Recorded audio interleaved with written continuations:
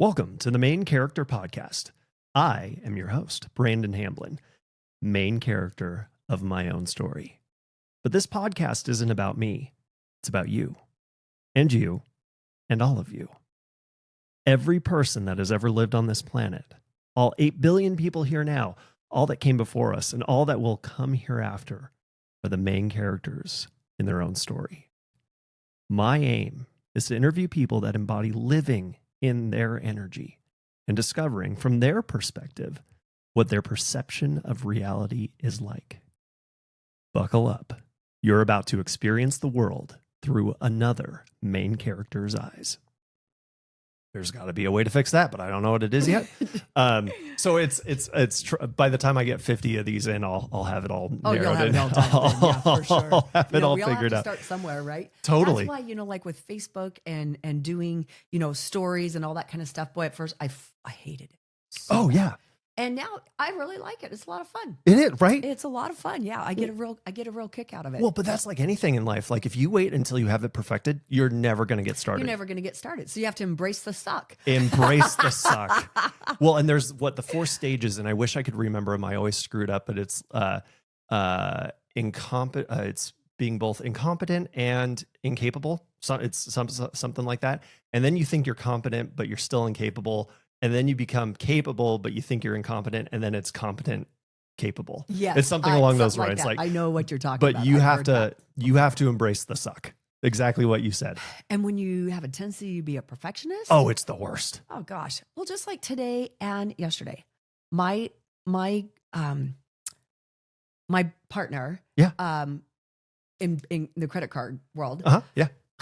He made me late today and yesterday, way flipping. I was supposed to meet that guy at 9 and I ended up getting there at 11. Oh, geez. Okay. I was not happy. Well, and then when I finally got what I needed, yep, I got almost to his office and realized I didn't have my paperwork with me. Oh, no. So I had to turn all the way back, go back to my office. Yeah. And I couldn't believe I did that. And I was over three quarters of the way there. Oh, and yeah. Oh, that's the worst.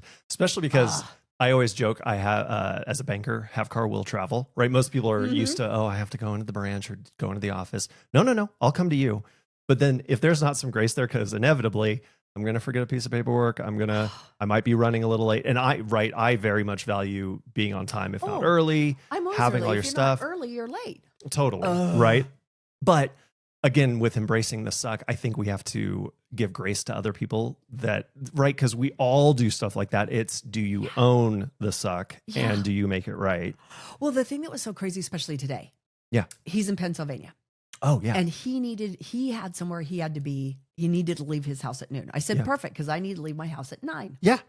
Perfect. Yeah, he's and 3 hours ahead. Like at what? 8:30, 22. I'm like, still waiting. Where's he this goes, guy? okay, I'm on it. And 9 o'clock, I'm like, what the what? I texted him, and then I texted him the first time, before 9, and said, still waiting. Or I know you got to go. Haven't seen it yet.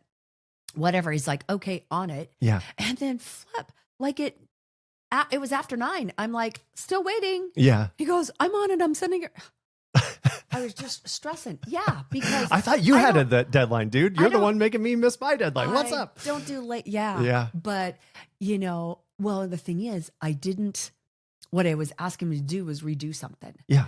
But I didn't see it before. So I was looking over it as I was going to print it out. Yeah. And I'm like, I know we can do a better price than that. Oh, yeah. Come on. Just because they were getting screwed before. Yeah, it doesn't mean we still have These guys are little itty bitty. Let's just drench it down even more. Yeah. And if they do dual price, cash price, then we're good. We're good.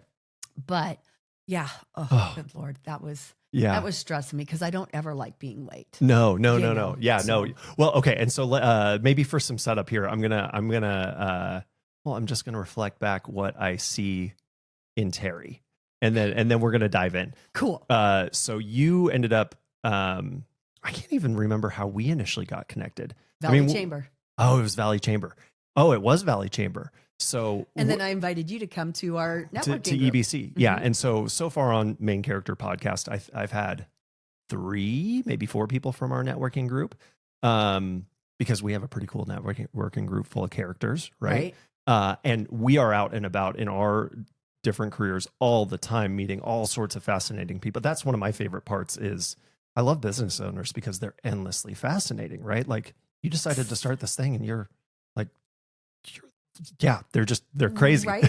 Well, and that's why, especially on my prospecting days, if you will. Yeah. Tuesday, Wednesday, Thursday. Yeah. Instead of saying I'm going to go pull doors or I got to go see so many businesses. Right. No, it's go meet new friends day. It's go meet new friends day. That's exactly what it is. Of those 3 days on my calendar. Yeah. It's the very top That's thing. That's what you have it titled. And I have it titled Go Meet New Friends. Yes. Because that sounds fun. I like people. Yeah. Well, and everything's relationship driven, right? So why wouldn't you want to go? No, don't be transactional. Go make friends and do business with people that you like. Yeah. Yeah. And there's some places that I walk out of that they weren't nice. Yeah. And I'm like, thank you, Jesus, for dodging that bullet for me because I wouldn't want that type of a client anyways. No. Because they weren't nice. Yeah. So. Well, and that's again from a reflection standpoint, you are so bubbly, so outgoing, so like you make friends everywhere. Very high energy, go-getter. You're just very engaging, which is why you're good at what you do. And so maybe let's start there. I'm curious, how did you develop that? Were you always that way, like even as a young child, or were you introverted and then all of a sudden you're like, no, how did you get to be? Do you think there's an introverted bone in this body? Nope. So even as a little kid, and I don't know how old I was and I don't know if it was my mom or my dad or somebody that knew us that's like, she has never met a stranger. Oh, yeah. Well, I talked all the time. Got my name on the board all the time for talking, And now on Facebook, there's a really cute shirt that says it's this little girl with these cool dark glasses on. Yeah. She's got this cute blue T-shirt on, and in white letters, it said something about, the teacher. It doesn't do any good to move me because I'm going to still I'm still going to talk. You're going to have to put me in the corner facing away from the group, and I'm still going to find a way to talk. Put my name on the board, make me sit in recess, miss some recess or whatever. Right. Send me to the principal's office. I'm going to talk to the principal. Right. And the lady outside of the office waiting to get me in there. Oh my God. Yeah. So I've just never known a stranger. That's so cool. Just never known a stranger. That's so okay. So where did you grow up?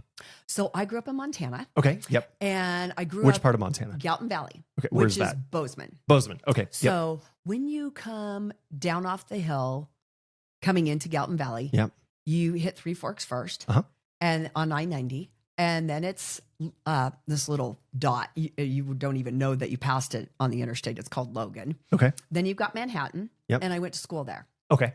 And the ranch I grew up on is in between Manhattan and Belgrade. Yep. And then after Belgrade, you got Bozeman. Okay. So you're right there. So, and it's gorgeous valley. So, Oh, I yeah, mean, it's the beautiful mountains over there. to the east Yeah. are the Bridgers. Okay. And they're fantastic. They're beautiful. Yeah. The mountains to the north, they're not mountains, they're hills. And they're called the Horseshoe Hills. Oh, cool. The mountains to the east, or the west, excuse me, are the Bitterroots.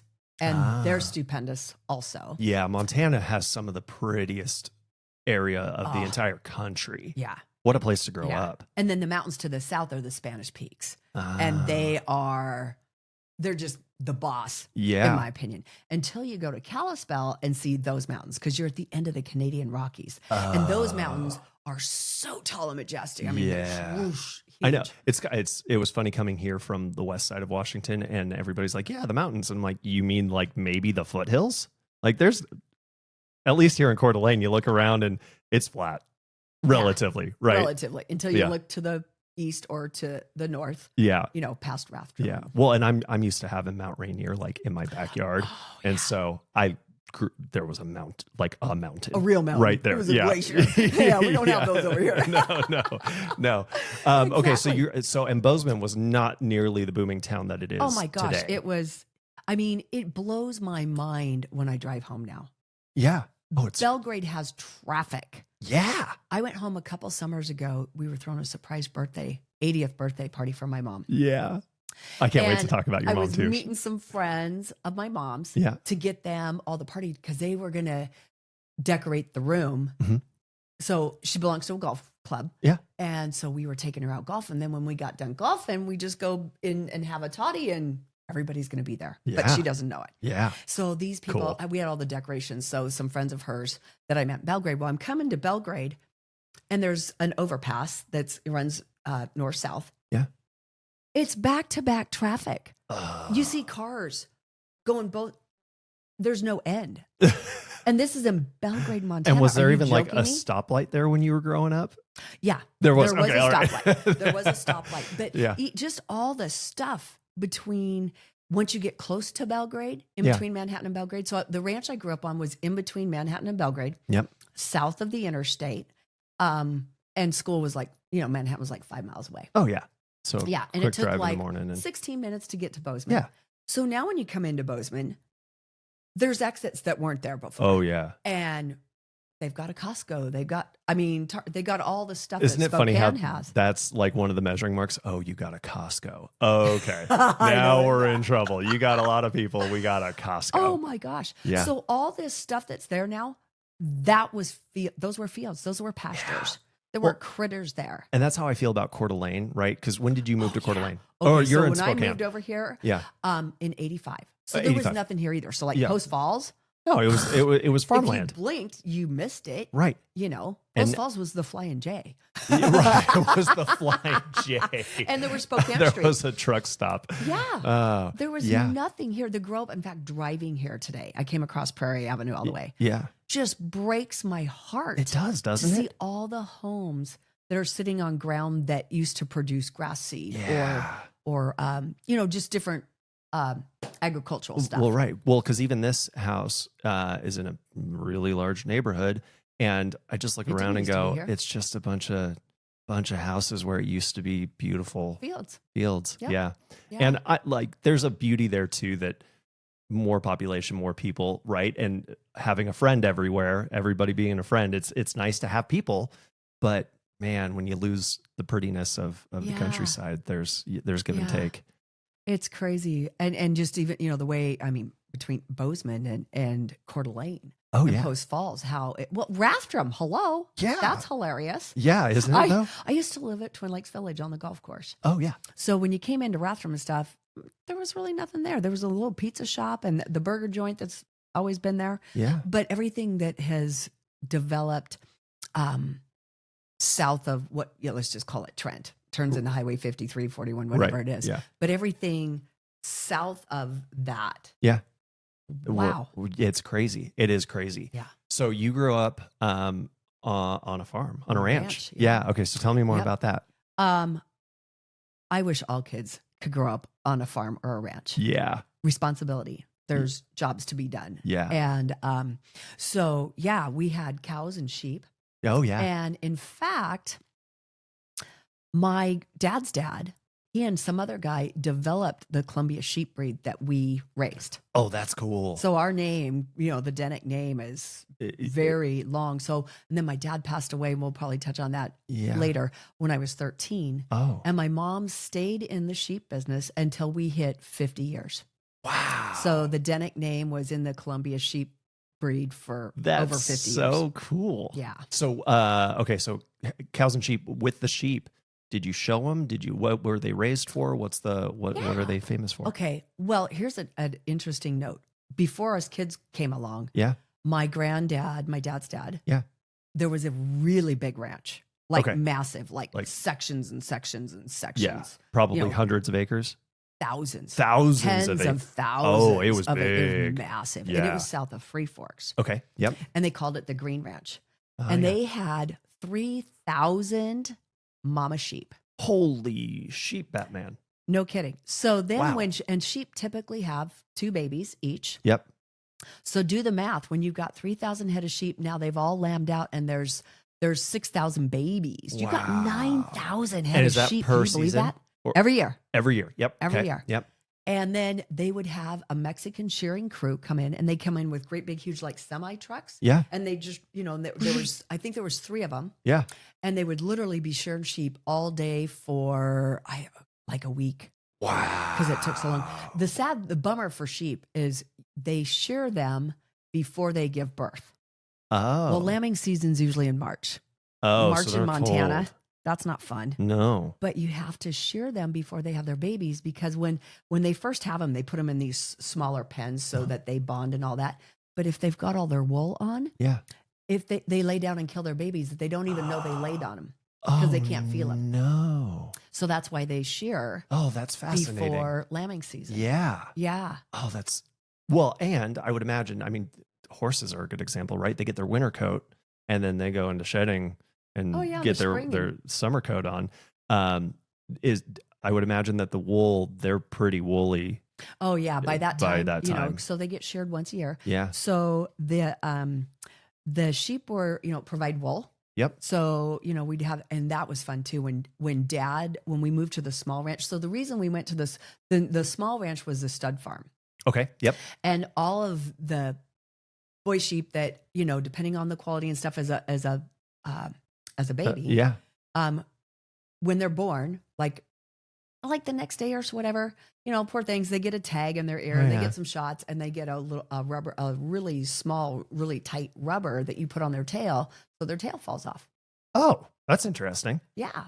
So they don't have, otherwise they'd have long tails. Oh. Yeah. Which is crazy. Get in the way in some way, shape or form, I'm assuming. Yeah. It's bathroom. just more. Yeah. So those sheep were, then there was 3 or 4 big sheep sales in the fall. Okay. Rams. I was wondering. Yeah. For stud rams. Yep. And so they got sold to be stud rams. Yep. We had Hutterites in Montana. Okay. And they lived way the heck out somewhere a long ways away. Yeah. Hours and hours drive. Yeah. And would come to my dad and buy get rams from us. That's cool. So that was super cool. So that would get rid of the male population and you'd keep what you want and sell off the rest. Mm-hmm. What about the girls? Yep. So the girls just keep producing babies till they die. And what's the lifespan of a sheep? Oh God, that's a great question. I'm not sure. Okay. We had a challenge at the small ranch. So let's back up just a little bit. Yeah. Then mom and dad got married. Yep. And the green ranch was a long ways from town. Okay. And the winters were such back then that you wouldn't be able to go to school. Yeah. Because you could be snowed in for a couple weeks. Oh yeah. It's not like you run to the store every day like city people do. Yeah, right? No. You got to stock up and be ready. And my dad was so funny. He was like, they were going to be married for 3 years before they had kids, just to make sure they could stand each other. Good policy. That was kind of funny because dad was a sheep herder, if you will, and mom grew up on a cattle ranch. Oh. So, and there was huge conflict. And really? Not then, but way back in the day. So like, have you watched the Yellowstone show? I haven't watched any of them. I need to. The 1923 version that's where that huge rift between the sheep herders and the cattlemen. And was that a fight over land? Grass. Okay, and grass. So like when grass was really scarce. Yeah. Okay. The sheep herders in the story of Yellowstone were infringing on this other guy's land to feed his sheep. And, and they were in a drought. So nobody had sheep. So you had to go up the mountains. So as a kid, we had sheep up in the mountains. Yeah. And there's a sheep herder that stays with them and kind of keeps moving them around and stuff. And the sheep wagon was literally like, I'll spit it out here in a second, like a covered wagon, but they seriously, so cool. but they enclosed it with metal. Yeah. So that the sheep herder had a bed and there was a stove in there and then a box where they, could like maybe keep dry ice or something like that. Some protection from the elements. And get out of the elements and stuff. So we had one at our house. My sister and I played in it all the time. Now in the summer, it's hotter than heck in that sure it is. Yeah. But super fun to play in.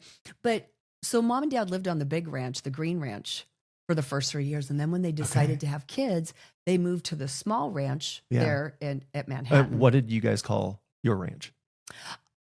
It was just the Dennick Ranch Company. Oh, yeah. Okay.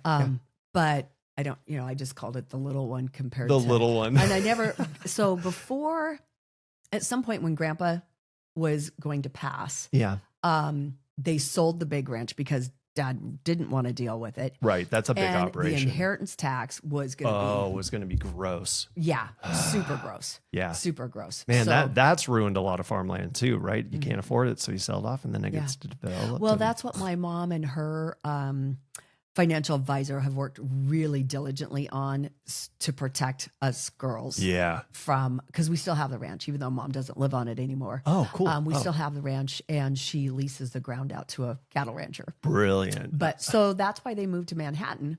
Yeah. The little ranch is so that we could go to school. Cool.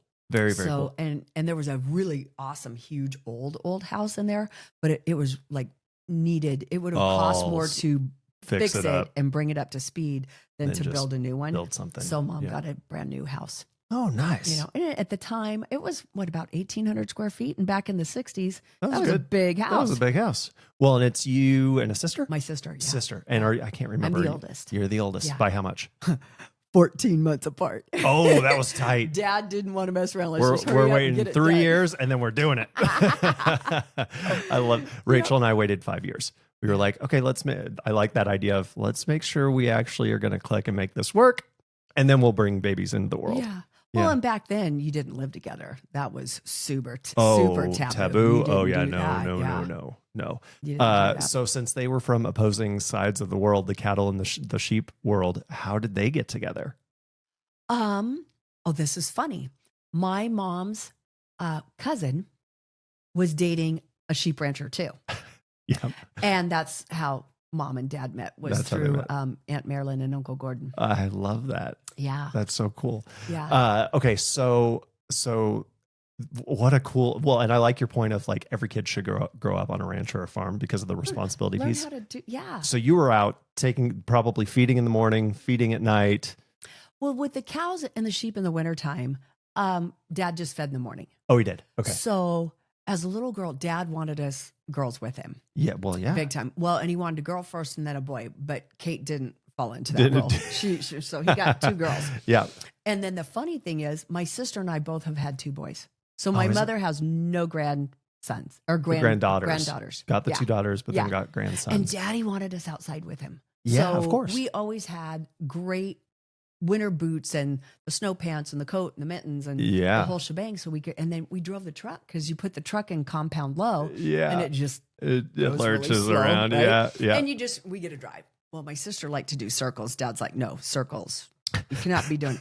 And then, if she'd start to be turning into a circle, he'd holler at her, from the back of the truck. Oh, yeah. Yeah. So when we were little girls, we went out with him in the wintertime to feed. Great. And dad would sit and watch cartoons with us, Bugs Bunny and Roadrunner. Oh, yeah. So sometimes he didn't get out to feed until, 9 or 10 o'clock. And, and they see you coming, and here they come, whether it's the cows or the sheep. Oh, they know it's feeding whatever, time. And you're dropping off hay bales for them. Yeah. What a blast. It was a lot of fun. Yeah.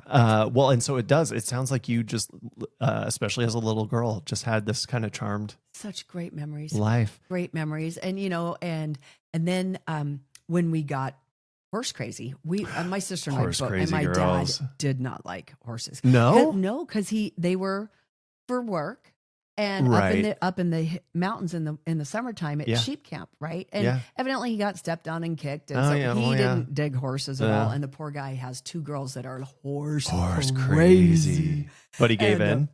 Yeah, eventually. We had some really good friends that were horse people. Okay, yep. And so at one point they're like, Bill, these girls need some horses. Yeah. And our first horses, these friends of ours found. Yeah.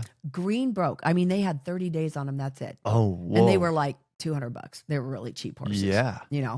And they were just the most dead broke, gentle, awesome critters on the planet. What a good intro. And I was thinking, I wanted a barrel race, right? Yeah, of course. Well, my horse had 1 gear and 1 gear only. Turtles would beat him. It was called super slow. Yeah. So got into showing. Western Pleasure. Yeah. Western Pleasure is definitely that first gear. Trail. Yeah. Because there was no barrel racing or pole bending. That wasn't going to happen at all. And but dad wasn't going to pay for that. Oh, yeah. Not going to pay for that. Get your saddle. I'll feed them. Yeah. But you're going to earn money if you're going to go show horses. Yeah. And back then, classes were only like, $3, $5 a class, something like that. So, you could, spend $20 or whatever and have all these classes and stuff and have a good time. And so I was on a baler. I was going to ask, what were you doing? At 11. Well, and I love little kids, so I was babysitting. Oh, yeah. So I was babysitting before I was on the baler. And then I had this one couple that were just up the road a ways. And every Friday, Saturday night, my God, I'd sleep on their couch and they'd finally come home at like 1 or 2 o'clock in the morning. Yeah. But they paid me $50. Oh, you can't. Yeah, So that's good. $100 That's a damn weekend, good money. and it was almost every weekend. Yeah. You know, and I met this gal just walking down the road one day. They were building a house. Yeah. And she was just the neatest gal. We just clicked. And then she finally got pregnant, and I was so excited. Oh, yeah. I couldn't wait to babysit Yeah. her little guy. But boy, they were first child, so they were super protective. And I think he was, I don't know, 6 months or a year before I got to babysit him. Babysit. Yeah. Okay. Yeah. And then there were some people that lived on the ranch that worked for Dad. Yeah. And then, so when Bev, and we were so stoked when they came to work for us, and they put a trailer house on the property yeah. at the ranch. Yeah. And they had a little boy. His name was JD. And we were so stoked to have somebody to play with other than each other, right? You know, and we're like siblings to this day. And then when Bev had Cody, yeah, I was so stoked. I could not wait to take care of Cody and change her diapers. And oh my gosh, I was just you took right to it. Yeah, seventh heaven. It was super fun. That's great. Yeah, I was baling hay. Yeah, and then the next summer, we had a pull type swather to cut the hay. Yep. So then the next summer, I was doing that. Oh yeah. And and then when Dad was stacking hay, we had a stack liner that was pulled by a tractor as well. Yeah. And 4 bales go up, and then the table would put it up on the next table. And then when that table got full, that table would go up and put it on a next table. Okay. So then when it's totally full, you take it to where your haystack's at. Yeah. And you set it down and carefully pull out, right? Well, sometimes when you do that, stuff falls over. Oh yeah. And then you got to stack it all by hand back on the stack liner. Yeah. So when I'd see that had happened to Dad, I'd, drive my tractor over to this haystack and help him load stuff up. Right. So at 10, 11 years old, I was lifting, I don't know, I think they were 60 pounds or something. You were a tough cookie. So I got pretty strong. Yeah. And do you know how many boys today wouldn't even have even the faintest idea how to do any of that stuff or the strength? And here's the fun fact too, is there was a couple boys from school that would ride their bicycles from town 5 miles one way and sit on the fender of the tractor and ride around with me for a couple hours, and we'd visit and all so that fun. Good stuff. And then they'd pedal their bikes back home. And so it was a lot of fun. And I had an umbrella. So sometimes I had it up so I didn't get, otherwise it'd be the color of my shirt. Oh yeah, you would have been But burned. I got really dark and all of that. And it was super blast. fun. So then I was able to, make money to show my horses. To show your horses. Yeah. Okay, so let's go with more youth activities here first, and then we're gonna curtail a little bit. So you were showing horses, working on the farm. What else did you do as a kid? Were there because at some point, and maybe I'm getting ahead, winter sports. Yeah. You got into skiing. Well, that's probably as later. As an adult. Okay, so we'll come back to skiing. I wasn't going to waste my money skiing because I always heard horror stories from the girls that went up with the guys. And they didn't have the appropriate clothing. Oh no. So they're cold, and they're going up hill runs that they don't even know how to ski. They have no business being on. So I heard that stuff. I'm like, I'm not wasting my money to do that. I'm staying with the horses. Forget that. Yeah. But my dad got into sailing. Oh, really? Where? Yeah. Well, there was a little lake at Ennis where some friends had, and we started out with a little day sailor. You literally just put this board down in the middle of it. It was like 15 feet, and it went on top of the car. Yeah. I don't know why he never put it in the truck. He put it on top of the car for some reason. It had a carrier for it and whatever. Yeah, it worked. And so we had that boat for a couple years, and then Canyon Ferry starts at like Townsend. Yeah. And then runs clear up to East Helena. Okay. Yeah. So there's Canyon Ferry Lake there. And it's a good size. Good size. Yeah. That's a good big size. Good wind. And so we did that. Freaked my grandma out, my mom's mom. Yeah. They're from Kansas. They're drylanders. They're afraid of water. Oh my gosh. And grandma just knew that Dad was going to drown us girls. Of course. But there again, Dad's all about it, right? So swimming lessons, here you come. Oh, so you always wore a life jacket anyway, but we had swimming lessons. Yeah. And a funny story. One of the swim instructors I had one year was really cute. Oh, really cute. And so we got done diving in and swimming around, whatever, and then came back up. My top was like, I could have died. So you got a little crush, and then all of a sudden, here you are. Embarrassing beyond all belief. I just wanted to evaporate. That was awful. But then we got, then Dad upgraded to a boat we could sleep on. Oh, cool. And it was a 20-footer, but it still had a keel that you cranked down. It wasn't fixed, if you will. Yeah. And while we were at the lake, Dad ran into a guy that not only did they go to college together, but this guy would come to Bozeman in the summer because he had cousins or something like that. And somehow Dad and he met. His name was also Bill. Okay. Yep. To this day, his oldest daughter, Vicky, and I are best buds. Yeah. We've just stuck like glue all through the years. Yeah. And he had a 25-foot boat, fixed keel with a bunch of lead in it. Fancy. And it wouldn't tip over. Yeah. So our little boat, because when you're sailing, it leans, right? Yeah. And us girls would scream. And Dad's like, that's not acceptable. No. So he put a level on the part of it. Yeah. And until the bubble got to All like the- 10 or 20, something degrees, like that, there was no screaming. No We're screaming. fine. If Yeah, it goes you're past that, good. now you can freak out. Yeah, now you can freak out. Well, we started going. So Bill and his family had a cabin up the lake. Cool. We got invited there a lot. Yeah. Well, their boat was bigger and faster, and my dad was so cheap. Oh my God, my dad was so cheap. It was nuts. When we were little kids going to the lake, he got, you don't even see him anymore, a Datsun F10. Yeah. It was a little station wagon. Yeah. And we were all squished in that thing. And he would literally put it in neutral and coast down the damn hills. To save on gas. Oh, his whole goal was to see if he could get 40 miles a gallon. He called it Mexican overdrive.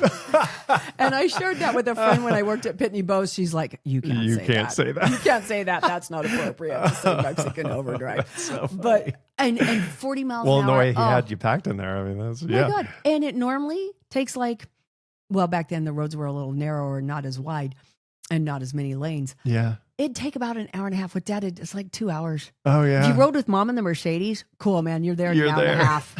Oh, yeah, that was super funny. But that's so good. Then, because we were always going with Vollmers, Dad's like, no, he wanted his girls to go with him. So then we got to upgrade to a big boat. So this one was like 28 feet, which is big. Oh, yeah. In the boat world.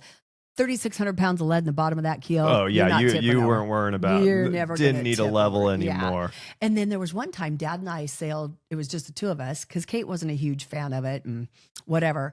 So Mom and Kate went home and Dad and I sailed up to this really cool cove called Beer Cam. Okay. And it was all sand and it was super steep. You could literally beach the nose of the sailboat. Oh, yeah. And tie off onto a tree there and then throw an anchor off the back because it dropped off that fast. Yeah. So we went to Beer Can, spent the night. Some friends came with us too. Oh, yeah. Other sailboats, right? So sometimes they'd do an annual thing where everybody go to Beer Can. There'd be like 7 or 8 sailboats tied up. Yeah.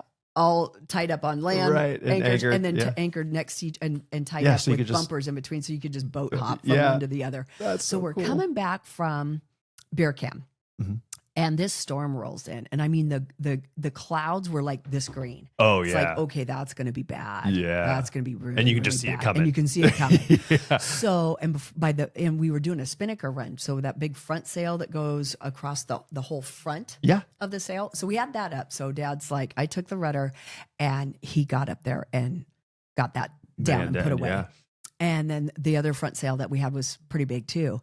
And before we knew it, we were leaning over, which I didn't mind that, but it was getting hairy. Yeah. And so I literally was hanging onto this rudder for dear life and had my feet up against the other side. Yeah. To brace myself so I could hang on to it because it was wanting to get away from me that hard. Yeah. While Dad went up and dropped that big. Yeah, it was scary. Jeez. But after we got through that, it's like, Dad's like, he's such the boss. Oh, yeah. Well, and he probably good. loved doing that with you and that was scary. Proud of you. And what a cool little adventure. I love that. So that's what we did in the summer. Yeah. And then in the wintertime, we really didn't, Well, you're hunkering down. And you just kind of hunker. Well, it's so cold. Oh, yeah. I mean, in Montana back then, a daytime high could be 20 below. Yeah. It might be 40 below. Right. For a daytime high. Yeah. I and remember pretty good snows and you're and blue sky, bluebird days all the time. Isn't that the best? Oh, so there was one day Kate and I are like, we're going outside. It's so gorgeous outside.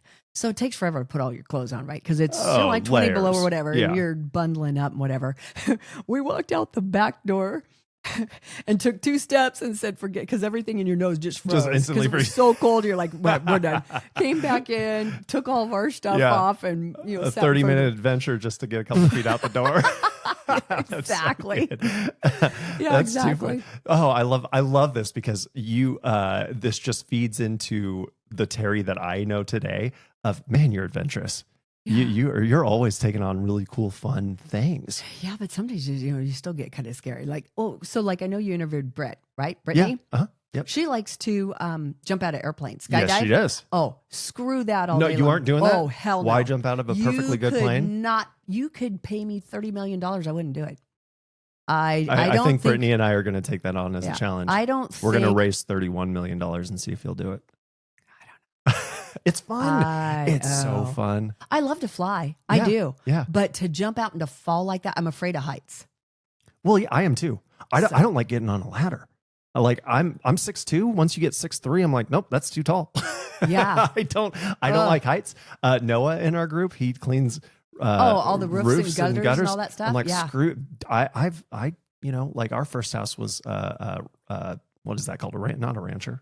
Split level? No, it was just flat. It's a rancher. Rancher, yeah. And I would clean my roof and everything, but man, as soon as I'd like get a couple steps up on the ladder and then have to get on the roof, I'm like, I'm gonna die. You're falling like 8 feet. You're gonna be fine. Or getting back off. Yeah. Yeah, I don't do heights. I don't do ladders. Yeah. Either. So when I jumped out of a plane for the first time, right, they opened up that door and I'm like, screw that. What am I doing? This is ridiculous. And I was terrified. But then as soon as you're out of the plane and really don't have any option to do anything else, it's super peaceful. Pretty awesome. It's amazing. And the views. Oh my gosh. Oh yeah, to see that. I love to fly. I've not flown in a helicopter. I think that'd be fun because then you can kind of, hover over stuff a little, if you kind of, I think that'd be super. Although I think helicopters scare me more than anything because motorcycles and helicopters. Every time I think about getting a motorcycle, somebody gets in an accident that I know. I'm like, nope, that's a warning sign. I shouldn't do this. When we were in Hawaii back in July, Rachel and I are on the beach and we had planned, like, maybe we go on a helicopter tour. That'd be fun. Like, the island's beautiful. Let's do that. And we're on the beach, and this couple walks by and goes, "Did you hear about the helicopter crash this morning? A couple people died." And I'm like, "Okay, there's another warning, right? I keep, no helicopter for me. I'm good."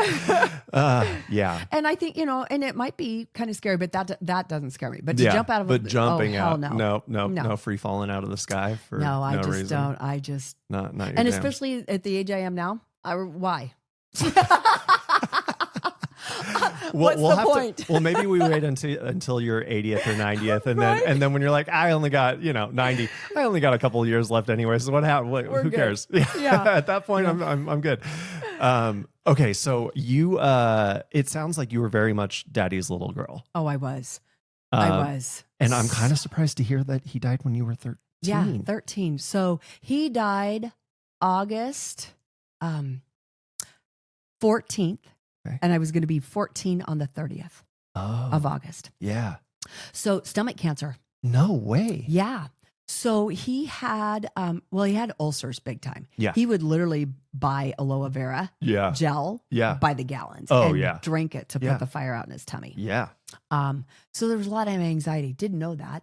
But that's why he was getting the ulcers. That was part of it. Yeah. Now my mother totally blames, this is kind of funny, my dad chewed snus.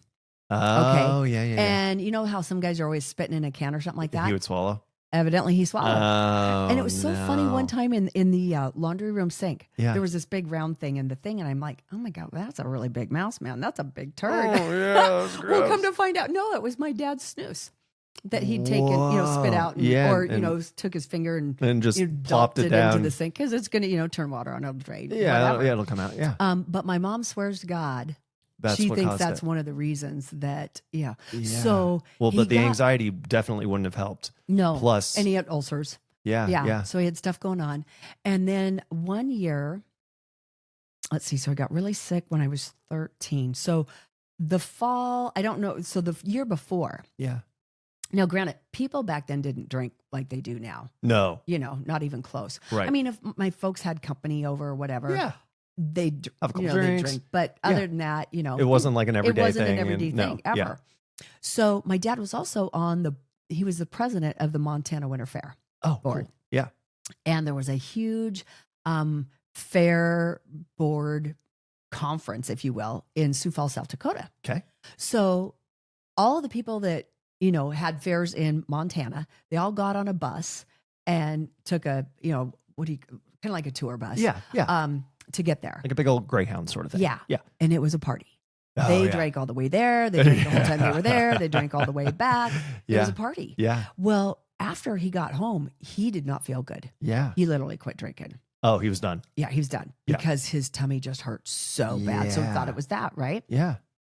Well, then shearing season shows up the next year. So I think this happened like in October-ish. That part, probably. that in October. By March. Quits drinking by March. Yeah. Shearing season's coming. Yeah.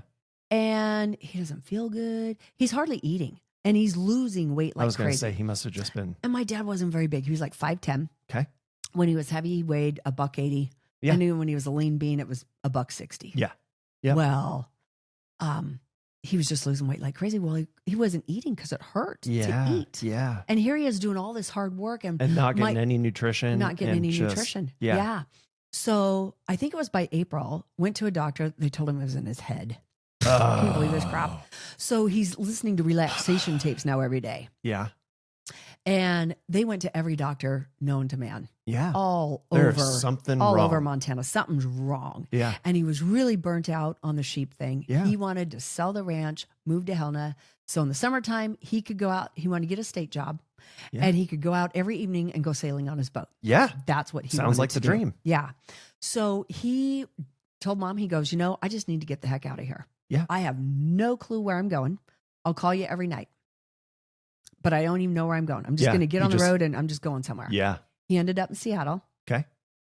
And really didn't feel good. Really, really bad. So he went to the Mayo Clinic there. Oh, yeah. And they run a bunch of tests on him. They had no clue and for several days. And then they said, we need to do exploratory surgery because you're right. Something's not right. Up. But the blood, all these tests we're doing aren't showing anything. Well, and what year is this?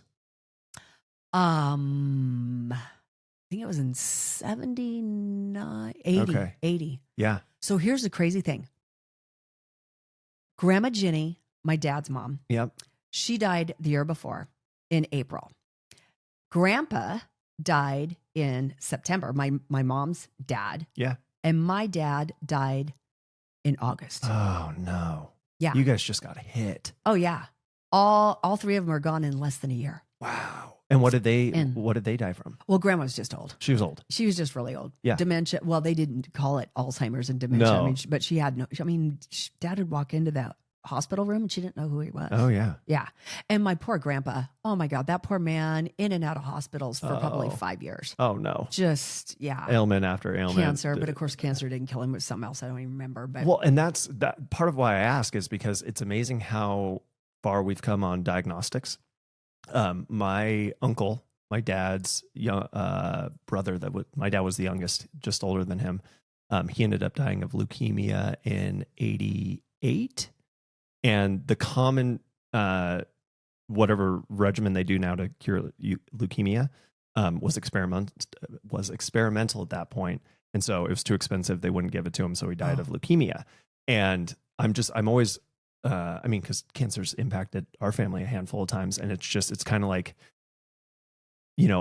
would they have been able to catch it sooner? What would that, all of that sort of thing. So the fact that they like couldn't, with Grandpa, I'm not find sure. And I can't even remember what kind of cancer he had. But with your dad. But with Dad. So, and my folks, by then I was getting to travel a little bit to horse shows and outside of local. And I had a different horse and I had a registered quarter horse. Oh, yeah. Our first horses were just great. Well, yeah, like they you weren't said, registered, for $200 a low. Yeah. And I was in Billings, Montana. Yeah. And like I said, when I was out of the area, I just went with my trainers and, Mom and Dad didn't show up. Yep. Well, Mom and Dad show up in Billings with my sister. Oh, and were you, some kids would see that and be excited. Were you a little like, I knew what's up? something was wrong. Yeah. Why are you guys here? Yeah. And he was so thin. Oh my gosh. By then I think he maybe weighed 140. Oh no. Whatever. He was just a bag of bones. Just a shell. Great big huge hands and just bones. Yeah. Just bones. And so, and like I said, Daddy's little girl. Yeah. Well, the restaurant that we went to that night, Kate was actually, my little sister was holding Dad's hand and I was holding Mom's hand and Mom and I were behind her, behind Dad and Kate. Yeah. And I looked at her, I said, he's going to die, isn't he? I just knew it.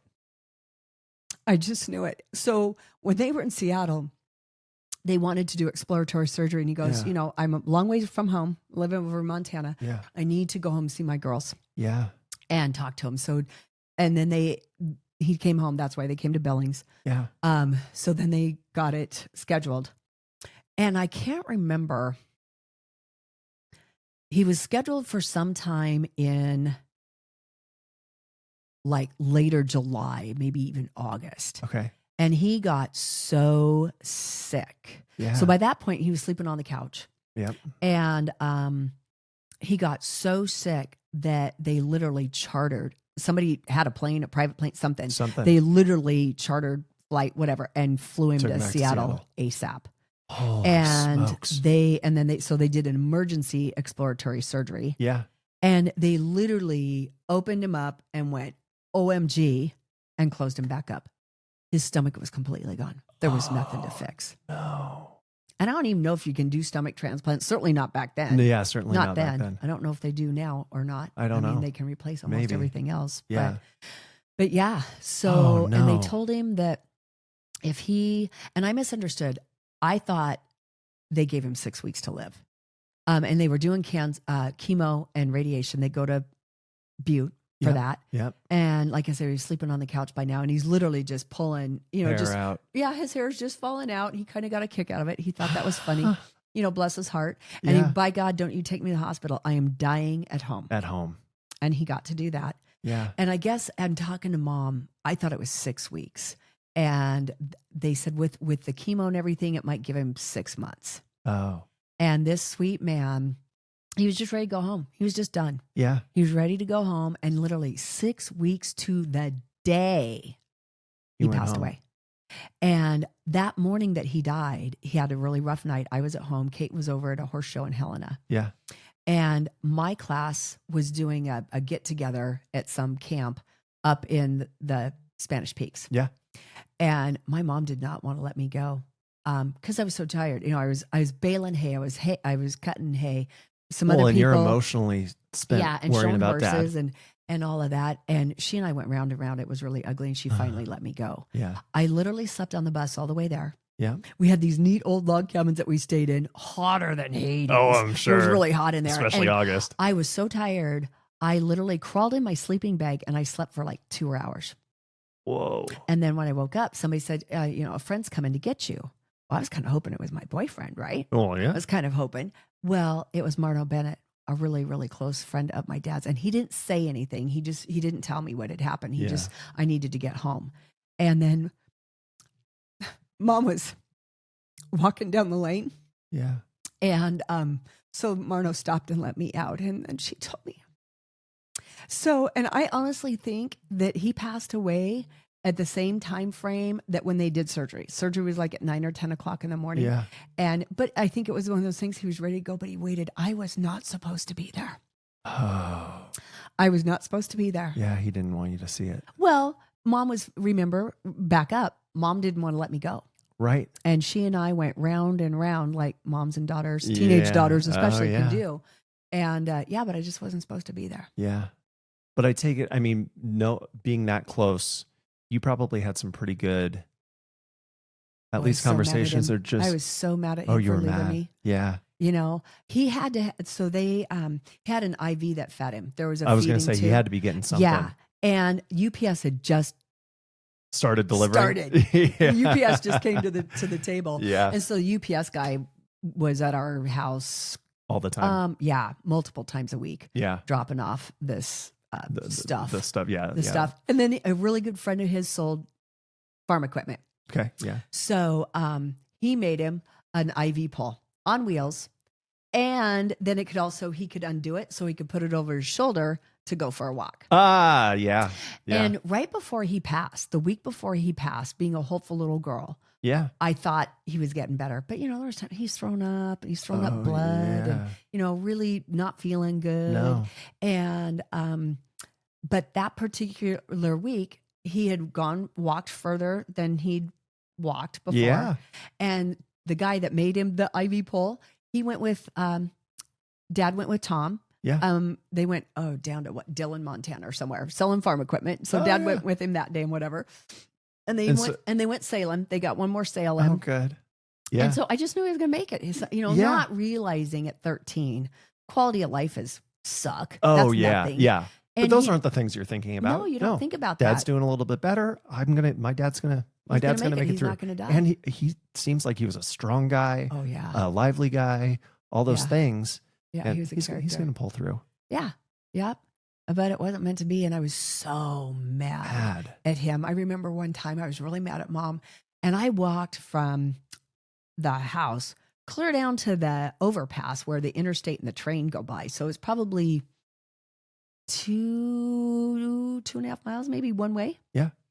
And by the time I got down to there, I was super tired, but I was screaming and crying and just so Letting mad, it all out. just letting it all out. Yeah. And then I was so bummed because I had to walk all the way back. I was freaking tired. And I was kind of hoping Mom would think, God, she's been gone a long time. Come look for me. Right. Well, that didn't happen No. either.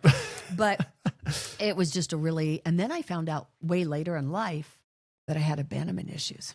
I was going to say, yeah, because that's a big shocker at a big developmental moment in life. And you didn't go to therapy back then. No. You didn't talk about that kind of stuff but I found out in my 30s, Yeah. and so I did a lot of monster processing after that. But yeah. I was so mad at him for leaving me behind with her. Yeah. I literally, when he passed away, I was going to be a freshman. Yep. In high school, and my thought was, I've got 4 years with this woman, And then I'm out. and then I'm so gone. Well, and I was going to say, because now it sounds like you have a lovely relationship with your mom. Yes. And so Took a long time though. I'm sure. Well, and so pre-dad dying, was it just, yeah, Mom's there, but I love Dad?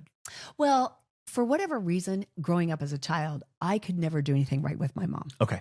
Yep. And I mean, there was one time I remember I was getting something out of the refrigerator at lunchtime in the summer. Yeah. And she jumped on me about something, and Dad told her to knock it off, back off. She's not doing anything wrong. Get off her back. Uh-huh. Yeah. Yeah. It's a funny reflection for me because my 3 boys, I mean, I'm tough on them. I love them to pieces, but I think I jump on them sometimes too. My little girl though, she can't do anything wrong in my eyes. And so I'm fascinated by Daddy's little girl and Mama's little boys, right? Yeah. Like there's something about that that masculine, bond. feminine, those connections. Oh yeah. And so, yeah, I can imagine being mad at Dad. Yeah. And also being that, I just got to put up with this woman for 4 more years. And I'm freaking out of here. And then she still micromanaged the shit out of my life once I moved to Spokane. Oh, did she? Yeah. Yeah. Because I came here to go to school. Yeah. So as a showing horses, I had it all mapped out. I was going to be a trainer. Oh, yeah. Okay. Yeah. I was going to be a trainer. And so there was a training horse college back in Virginia. Yep. So I was going to go to there. Yep. And then I found out about Kinman Business University. So I needed a business background, right? Of course. You're running a business. Yeah, always. And why screw around in a 4-year university when I can go to a business college for 2 years solid and I'm done, in and out. Yep. In and out. And then go train. But then I got to show horses on such a large scale, big time regionally. Yeah. And when I shows say are so regionally, fun. I mean, we traveled, I was going to say, you're going all over the 10 place. different states, something like that. Yeah. We come to, there were shows in Southern Idaho. We came over here to Washington, to Spokane and Ellensburg, and went to Reno, Nevada every year. Yeah, lots of traveling. Yeah. And it didn't take too long to figure out. So I worked for my trainers too to help pay for this. Yeah. So what facilitated being able to do that was Dad passing away. Oh. Because, there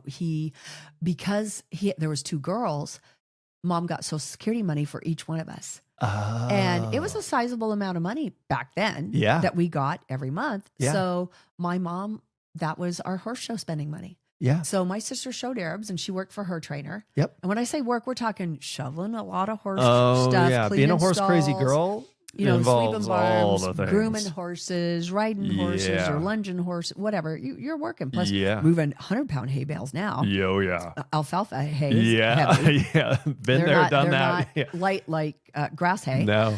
And They're dense. so that facilitated it. But it didn't take too long to figure out that unless you come from money, you're not going to make any showing horses. No. And I like money.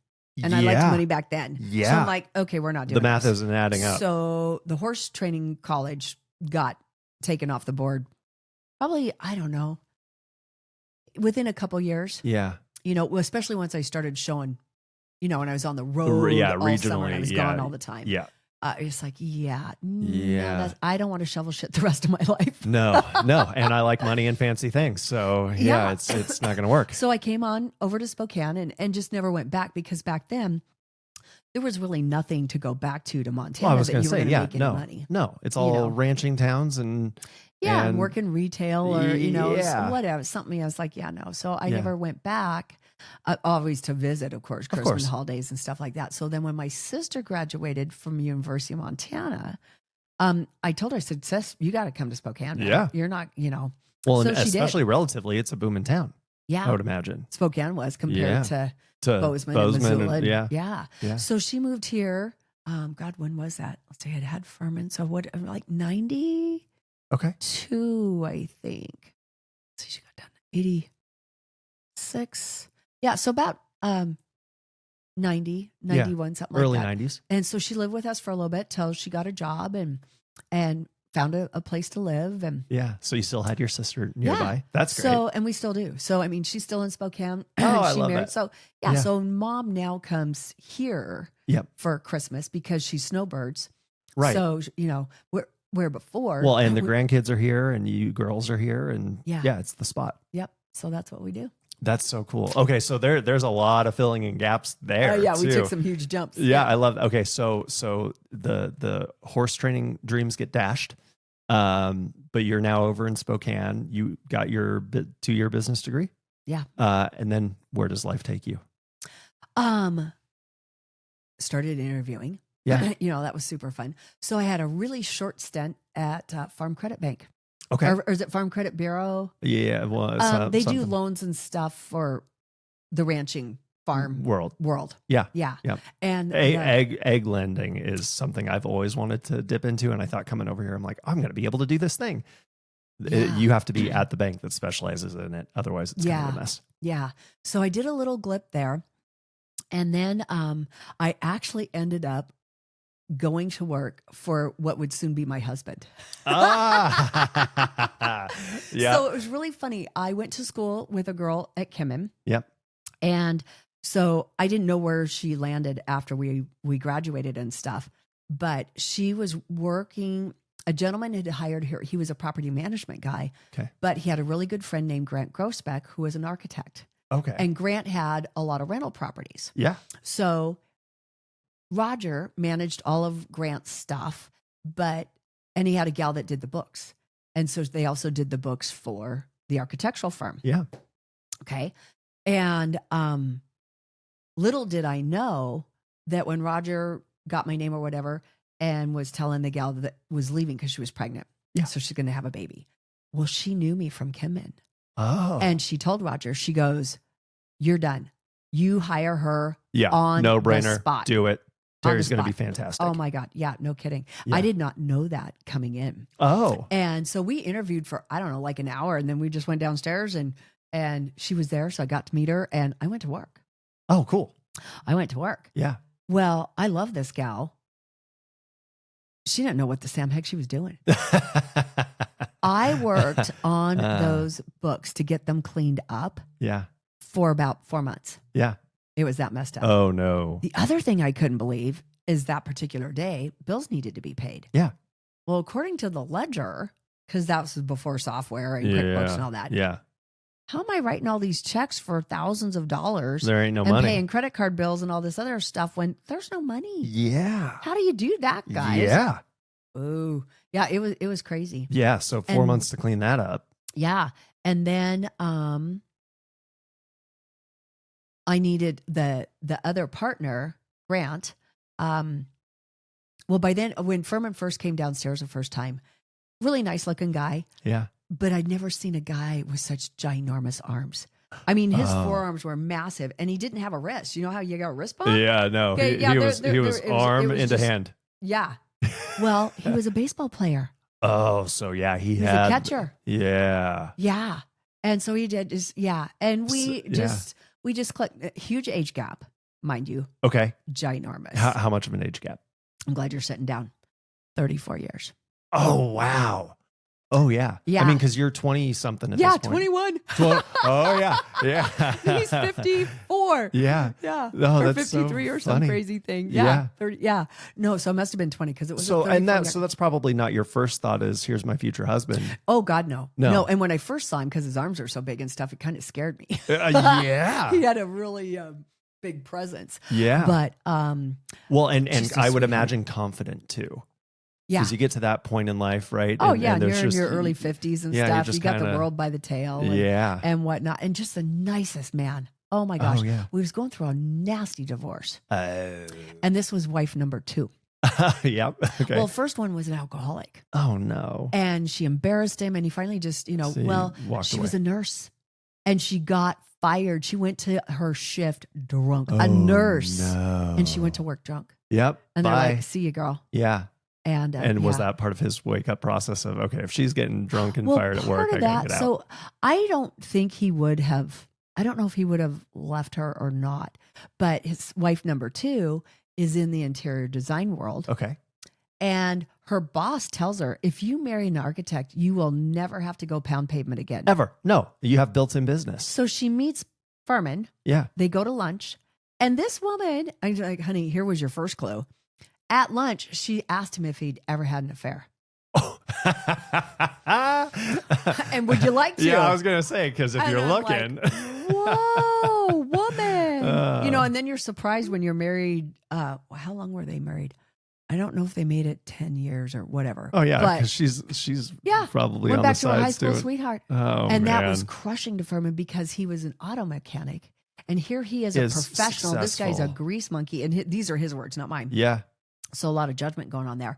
And yeah, so we met when he was going through that yucky, nasty no. divorce and whatnot. And so he just come down and we just visit and Yeah. whatever. And because one of the things that I'd always had an attraction to older men Yeah. anyway. Yeah. And my thought was, hey, my dad died so young. There's no guarantees. Yeah. He's good to me. There's no games. That was the other thing. Yeah. There's none of this gamey BS. There's a maturity that, 20 that years comes old. with. Yeah. And So it was stable. yeah, and we weren't supposed to have kids. Fun. Ha ha. Weren't supposed to have kids. He and his first wife tried forever, did every test underneath the Yeah. sun, and there was just a low count there. Yeah. Yeah. And so it wasn't I gonna wasn't happen. even expecting. Yeah. Okay. And it was back then, it wasn't a big deal if I missed a cycle just because of, stress Right, or yeah. whatever, so I didn't think anything of it. And then, my chest hurt. And I thought, that's really weird. What's up with What's that? going on? So I called my OBGYN guy and I tell him what's going on. And they just busted out laughing. I'm like, well, have you done a pregnancy test yet? I'm like, no, Well, why no, would I do that? That's not going to happen anyways. Oh, surprise. Surprise. Yeah. And then 6 years after that, there was another surprise. So that's how So there's Furman a and fairly Blake- good Yeah, gap between the there two is. boys. So you're Yeah. definitely dealing with an only child syndrome with the oldest one for sure. Yeah. Oh, yeah. Because I've heard that you want to have your kids inside of 3 years. Yeah, I was gonna say if 3 it's years is over right 3 around years, then in their head, mentally, emotionally, they're an only child. Yeah. Yeah. Well, yeah, because it's amazing how much of our reality gets formed in that first 7 years of life. Mm-hmm. So yeah, you get over the halfway point of that, and there's no other competition don't for go back. affection from the parents, and I mean just all around All of attention. And then all of a sudden there's another one, and it's like, wait, I was an only child. What are you Yeah. doing disrupting my Yeah. world? The cool thing Yeah. is I got to have awesome one-on-one time with Furman Yeah, when he was little. And then by the time Blake came around, little Furman was in school. Yeah. So I got to have all that one-on-one time with Blake too. that's so good. And Well, and I then- was gonna say, so your relationship with both boys must just be fantastic. yeah, that's awesome. Yeah. It's awesome. We've had our hurdles, but we're back, everything's back and cohesive. Oh yeah. And- Well, I mean, when you have that deep of a relationship with anybody in your life, it's not always going to be roses. Yeah, no. Because you got two different personalities and wants Yeah. and needs and And it's so funny Yeah. because the boys, you wouldn't think they don't look anything alike. You wouldn't Oh. think they're brothers. yeah. Furman is a spinning image of his daddy. Oh yeah. Mannerisms, just everything. I mean, this kid is an old soul. Yeah. And the dude was born old. Yeah. You get birth and you're like, how did I? Very This is an old man. mature What's? and Yeah. oh yeah, he was just hilarious. And Yeah. and Blakester looks like me. Yeah. which for the longest time, I didn't really see that until somebody showed me a picture of the two of us together. And the nose, the jawline, it's like, wow, yeah, there's no denying that kid. Yep. Yeah. Well, and some of that takes like, well, it's funny. The brother just below me, if you take a picture of my grandpa, my paternal grandpa, my dad, and him at 7 years old, right? Each of them, you would think that they are like clones of each other. Wow. My second son, if you take a picture of him and my wife's dad, they look like spitting images of each other at 7. It's the DNA and the way that the genes end up coming through. I'm always shocked at like how, wow. Yeah. But then Furman, right? Like you look just like your dad. Oh, and where I know I'm in there somewhere, but in fact, when I was on my walk, was it this morning? It was this morning. I was thinking about little Furman and his dad. Yeah. And it's like, I will always have big Furman because little Furman's just the spitting image. Yeah. Not only the way he looks, but his mannerisms. And he's just so laid back. There's nothing's a big deal. Yeah. You know, and Blake gets wrapped around the axle. Does he? Yeah. And Furman's very cautious. First only child. Yo, yeah. Super cautious. Yeah. Oh my God. Blake, balls to walls, man. I mean, motorcycle, back tire, screaming, doing a wheelie, 60 miles an hour down. And his brother's looking at that like, dude, you're going to get yourself killed. What are you doing? You're dumb. Or hiking, flying off of cornices or jumping trees and stuff. Would he jump out of a plane? Blake? Yeah. You know what? He just turned 31 on Wednesday, the 26th. Happy birthday. He's coming over tomorrow for sourdough pancakes for breakfast from Mom. Oh, yeah. And I'm going to have to ask him. You will. I will have to try to remember to ask him because it wouldn't surprise me. I was going to say, Blake it sounds like or Furman. Oh, hell Furman, no. No, like, nope, not never happening, ever. Blake's going to tell you, actually, Mommy, I just booked it. I'm going to be jumping out of a plane in a month. But I don't want to give him any ideas either. He can go with me and Brittany. Yeah, he could. Yeah, for sure. Oh, that's too funny. Yeah, they're just a riot. Well, and that had to be fun raising those two boys because you just got a mix of both things. Well, and the thing, life was, I literally did life backwards. Really? Yeah. Okay. Because, what do you mean and by the reason I say that is, working for Furman, I had the life of Riley, especially once we got a computer. That took me a while to trust my stuff. I still kind of wanted to have it written down, make sure it's all right there. Yeah. Finally, and Peachtree was the first quick accounting software. Before QuickBooks came out. Yeah. But with Peachtree, there were modules. So you had the module with your general ledger. You had a module for accounts receivable and accounts payable to be able to send out bills and stuff like that. Yeah. So I got to work for Dad. Yeah. Yeah. And once the kids came around, once I had Furman, he was in daycare all the time. Okay. Yeah. So I had him with me in the office up until a certain point. Right. And then he needed to go to daycare just from a noise professional factor, right? Yeah. And a really awesome office downstairs. My office downstairs was, I had a sofa. We had a TV in there. Oh, yeah. When Blake came around, then I had the battery operated swing. Oh, which is a lifesaver. Oh, yeah. So, you had a good setup. I had a good setup going on there. Yeah. And then it ended up that a Montessori moved in our office complex. Oh, yeah. Score. Cool. Are you kidding me? Yeah. So, we got preschool and daycare covered. One-stop shop. Yeah. And you come down the sidewalk and Furman went in that door. Mom went down the sidewalk a little bit further and down the steps and in the office. Boom. So if I didn't have stuff done yet, I could go pick him up at 6:00 and bring him in the office for a little bit. Yeah. If I just needed to finish up just a few things. Yeah, no problem. Well, then once Furman was in kindergarten, I'm sorry, my kids are not going to daycare in the summer. That's just wrong on too many levels. Yeah. We live on a golf course. There's a lake. There's a pool. Yep. It's beautiful here. And they're your kids. Yeah. They don't need to be in daycare. No. Yeah. Not now. Yeah. Told Daddy, got to have a laptop because I can work from home. Yep. And and my thought was I would, I could go into the office, like maybe once a week or every, whatever. Well, I got it so dialed in that I had all the checks I needed and my printer at home. Yep. So I could pay bills. I would run into town, collect all the bills. Yeah. Then I could go home and pay them. And Firm would bring me everybody's time cards so I could do payroll. Yeah. And then when I did the bills and I'm all done, printed it all out. I mean, our bills, like for the architectural firm to send to customers. Yeah. Yeah. So I do that, put them in their envelopes and everything, send them back to the office with Dad. Boom. Oh yeah. I mean, it was awesome. Yeah. That's the setup. And we're living on a golf course. Oh, a lot of golf. Yeah. A lot of golf. So I had some golf guys that I played with Monday, Wednesday, Friday. Yep. And we teed off between 5:30 and 6 in the morning because it's so light out. We all have our own cart. So hit, go, hit, go, hit, go. We'd have 18 holes done in 2 hours. I was going to say, you guys were cruising. Oh, yeah, it was so fun. Because everybody hit a long ball. We're not looking for golf balls anywhere because everybody's in the fairway. Right. You know? So it was just so fun. And Big Furman, because he always stayed up so late. Yeah.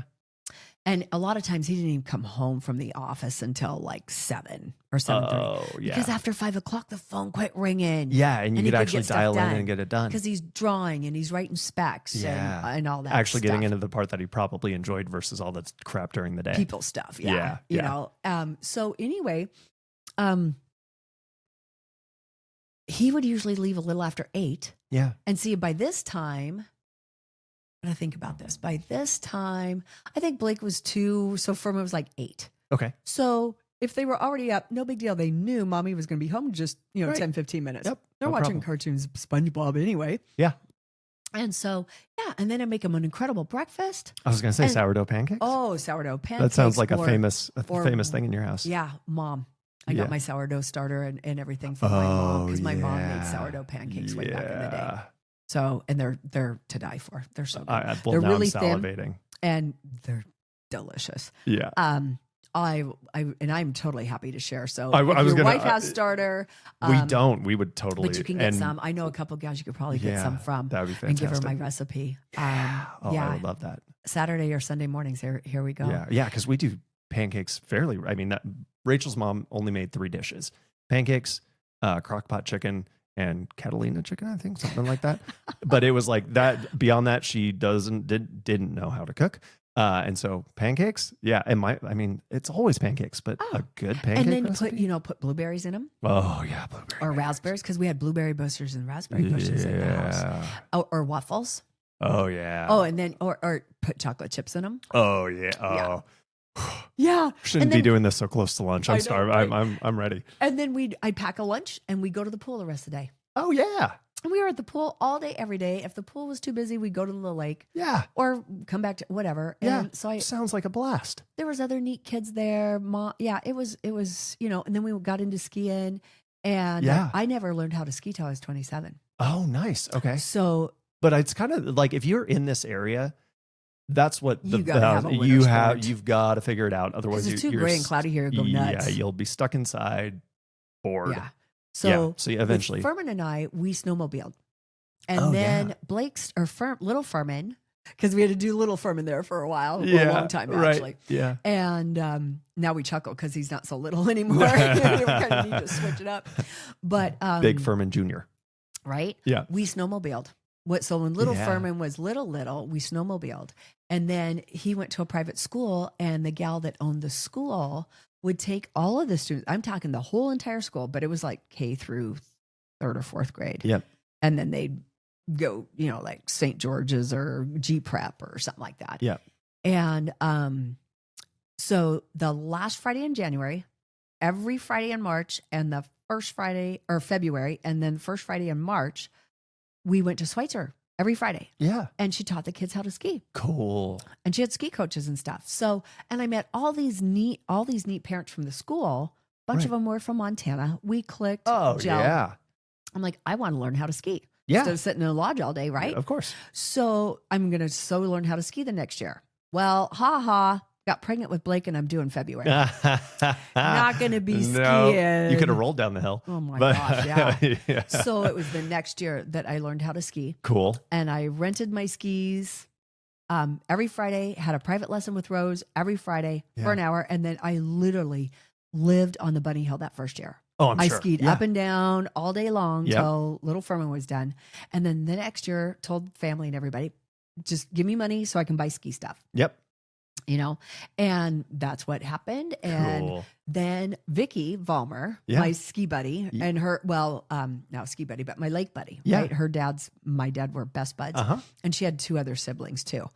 They were all skiers because her mom and dad were skiers too. Oh, yeah. And so, and they ski raced. If you want your kids to be a phenomenal skier, get them in a little kid racing program. They'll pick it up. Insane skiers. Oh, I bet. I mean, they're slicing excellent, down. excellent. They can ski anything. Yeah. So, I called Vicky because we were going home to Christmas that year. Yeah. Back to Bozeman. Yeah.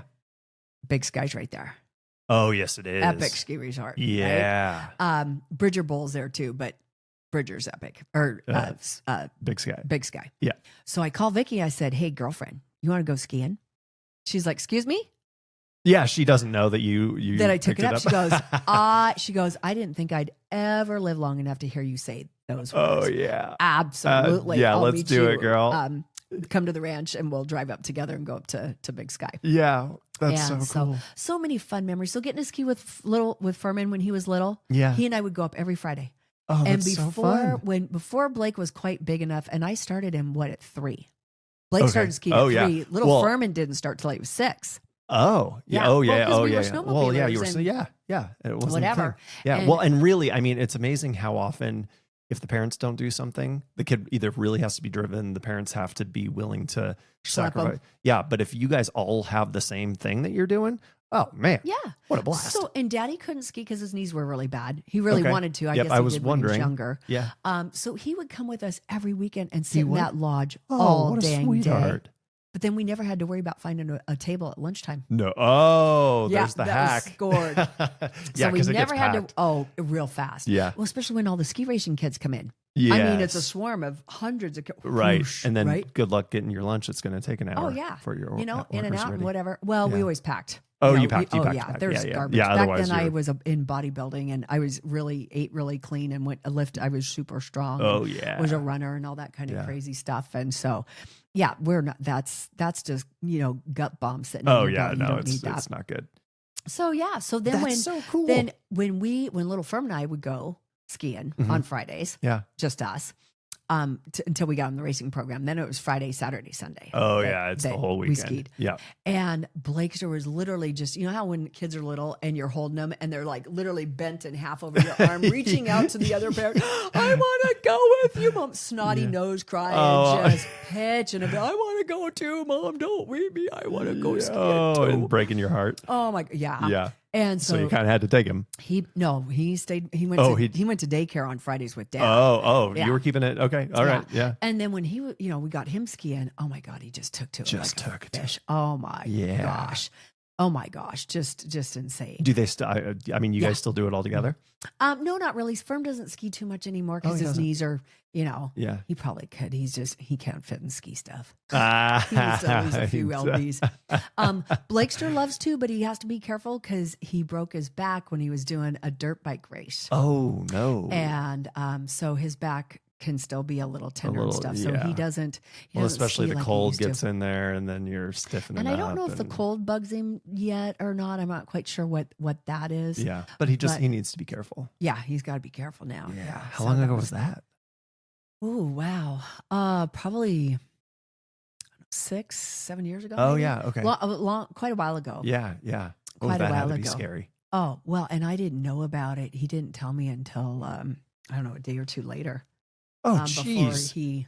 Before he told me. Did so you I just didn't want to know he wing was his at the neck? hospital. Yeah, I was like, what? Oh, yeah. You're supposed to tell mom those sorts of things. It's first Yeah. call is mom. Well, yeah, you would have thought because Yeah. he at the time lived in Coeur d'Alene, but he was out at Airway Heights. Yeah. I'm right you're there right on there. Argonne. Oh yeah. What a and turd. he called Kristen instead, the girlfriend, and had to wait for like an hour for her to get there. Oh my God. Yeah, it was crazy. It was cray cray. Yeah. Boys. Boys. Boys. They're so silly.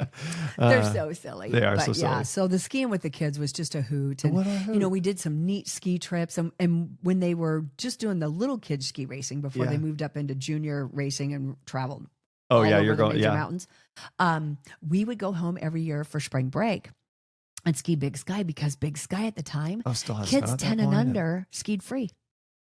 Oh, yeah. Yeah. That's a deal. Man, Yeah. it's amazing how expensive skiing has gotten too. Oh, wow. Well, back then, Oof. a ticket at Big Sky was like $67. Oh, I mean, yeah, okay. That's For pretty that was healthy. spendy because I think Schweitzer was like 30 or 35. Yeah. And now I don't know for certain, but I've heard it's like 150 or 75 at Big Sky. Yeah. And somebody was telling, I think Schweitzer, I haven't gotten to ski in a few years. Other things have taken precedence. Yeah. But well, Schweitzer just got bought a year ago, 2 years ago, a couple years ago, by a pretty big operation. outfit. And as soon as I saw that, I'm like, well, their prices went up before that because of the other outfit that owned them and put in all new like gates that you go through to get on the chair. Yeah. Okay. And they, there's chair 6. They replaced chair 6 and put in a new chair there, which high speed quad, and then there was another triple chair that's pretty quick that goes up on the backside. Yeah. But I think it's like, I think somebody said it was like 120 or 150 bucks at Schweitzer. Oh yeah. Yeah. It's, but I know, I'm sorry. every In time, my opinion, it's the only mountain to ski around here. The yeah. snow at I've heard Lookout I was is going to say epic. Lookout. But that mountain's so little that it gets skied out really quick if you want to do powder. And I like steep, deep in trees. Groomers are okay, but I love skiing through the trees and deep powder, or powder, period. But it just gets skied out so quick. Yeah, so fast. And it's such a small mountain too that, by noon you're bored. You're bored. Time to go home. You've already done it all. Yeah. And I kind of like this because you wanted to barrel race.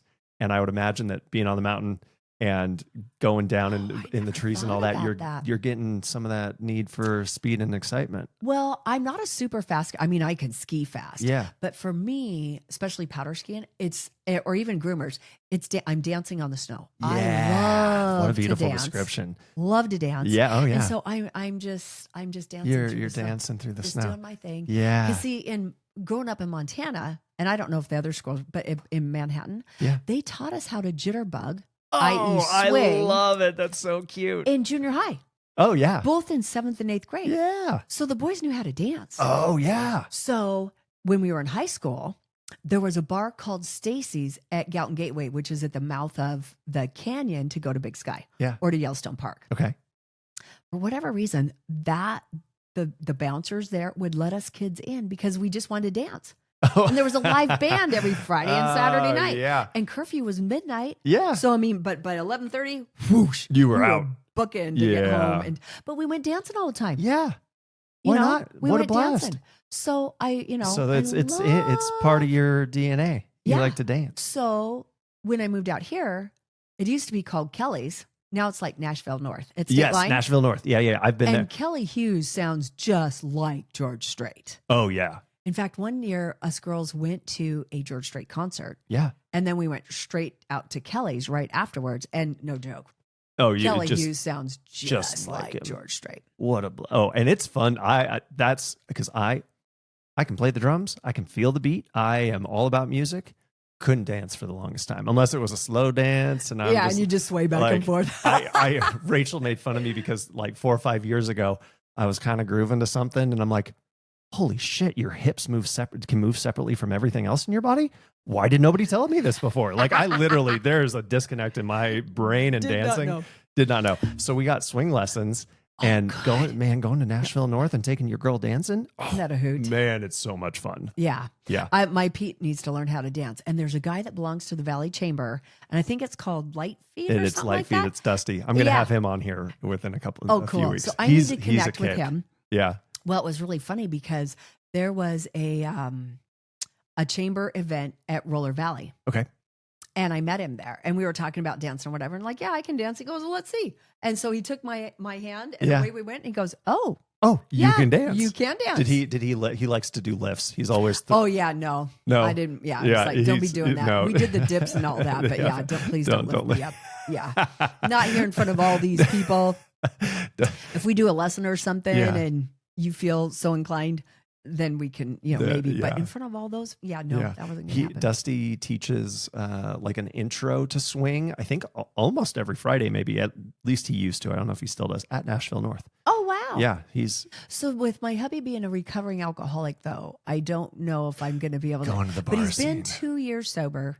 That's incredible. Yeah, he's doing so good. He's come a long Yeah. ways. That's been one hell of a ride. I wouldn't wish that ride on anybody. Well, and let's get into that ride here because that is, I mean, right, again, what makes you having to go through that? That's a big ride.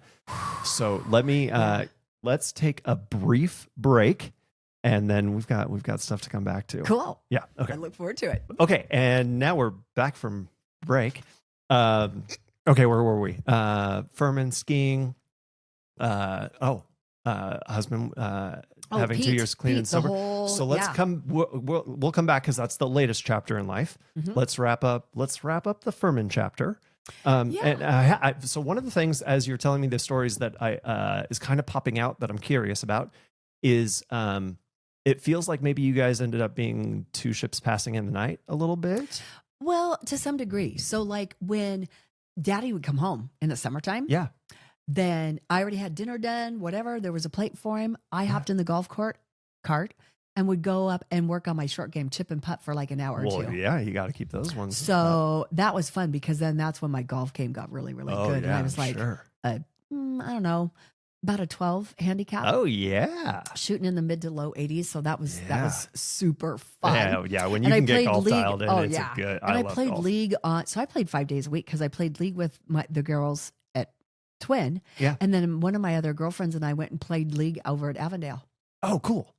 Yeah. Yeah. Oh, that's so huge. Got into a huge golf chapter. Do you still golf? Oh yeah, I love to. Okay. And good. even though I don't get to play as much as I used to, because I got to play so much like I did, You can get dialed back I'm in pretty ingrained, quick. so I can usually keep it under 100. Yeah. So or even in the low 90s, that makes me super happy. Oh yeah.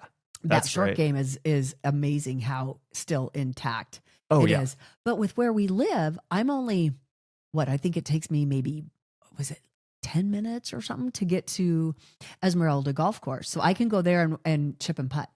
Still keep that short game. Well, and that's so my grandpa had golf clubs in my crib when I was a baby. Oh, and he was a member of the local country club and all the things. So we were always at the golf course. Yep.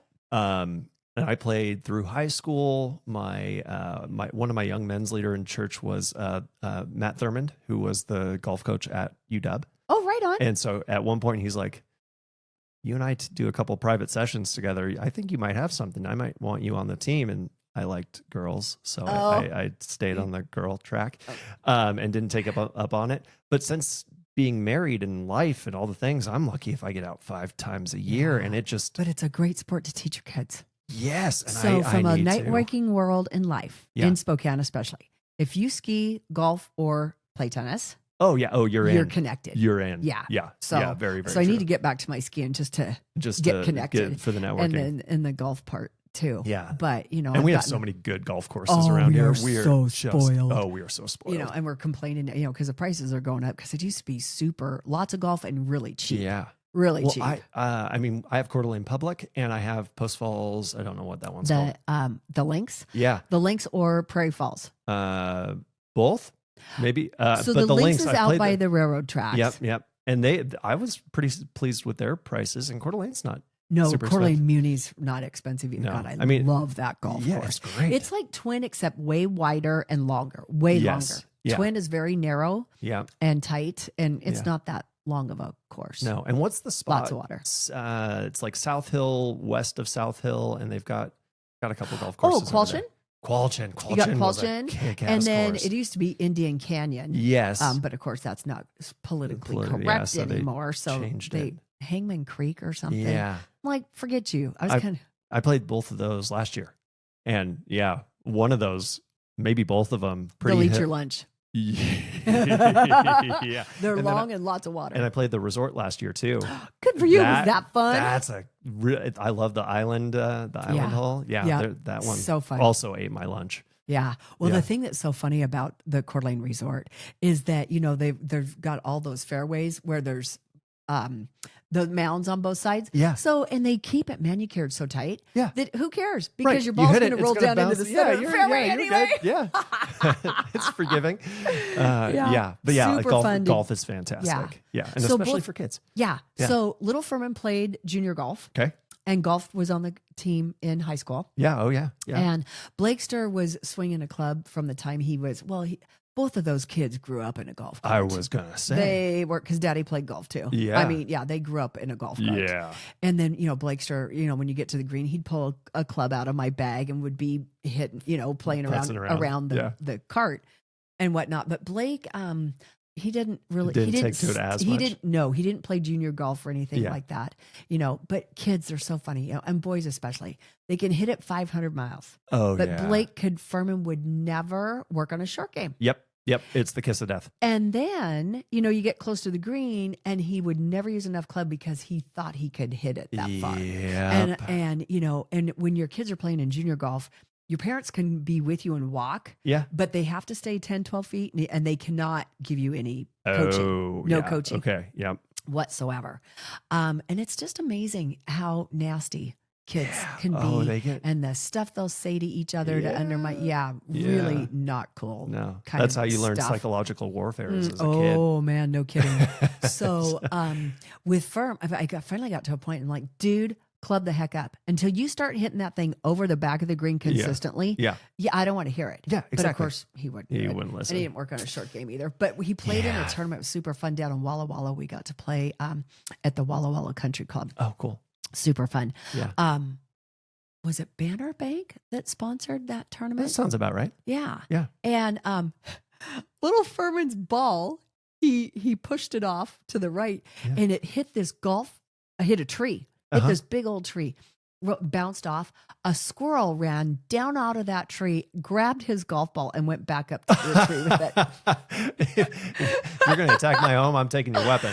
Oh my God. It was so funny. So then we had a rules person with us. Like, okay, what do we do with this? Yeah, what is that? A stroke? Is that a free drop? Is that a ball? What? Exactly, because it's not his fault. This squirrel. Yeah. So I don't remember now what I'm pretty sure he got to just drop it. I would hope so. Not have to counter stroke. Dang squirrel. Yeah. So that's so funny. Yeah. Yeah. It was. So that's why I say I lived the retired life. Yeah, you were saying when life I was in young, reverse. Yeah. And then when I moved to, as Furman was getting older, it's like I needed to find something to replace his income. Okay. Yeah. Our income. Yeah. Yeah. Well, because did he get out of the architectural game? Did he? So he stayed in it. Okay. So then we ended up getting divorced. Okay. But it was very, very amicable, if there can be such a thing, but ours was. Yeah. Because I wasn't out for half an hour. I was just done. Yeah. And didn't hate his guts or anything, but I just needed to move on. Yeah. And so very amicable divorce. In fact, when I moved into my new house in town, Dad came over for Thanksgiving. Oh, and then at wonderful. Christmas, Daddy came over for Thanksgiving. I still took care of the books at the office. I still did all of that. Yeah, so there was we go home, animosity No, not at all. That's so wonderful. So it was That's super great. cool. I mean, yeah. But it was time. It had been a good season of life. About 15 years, 16 years, something like that.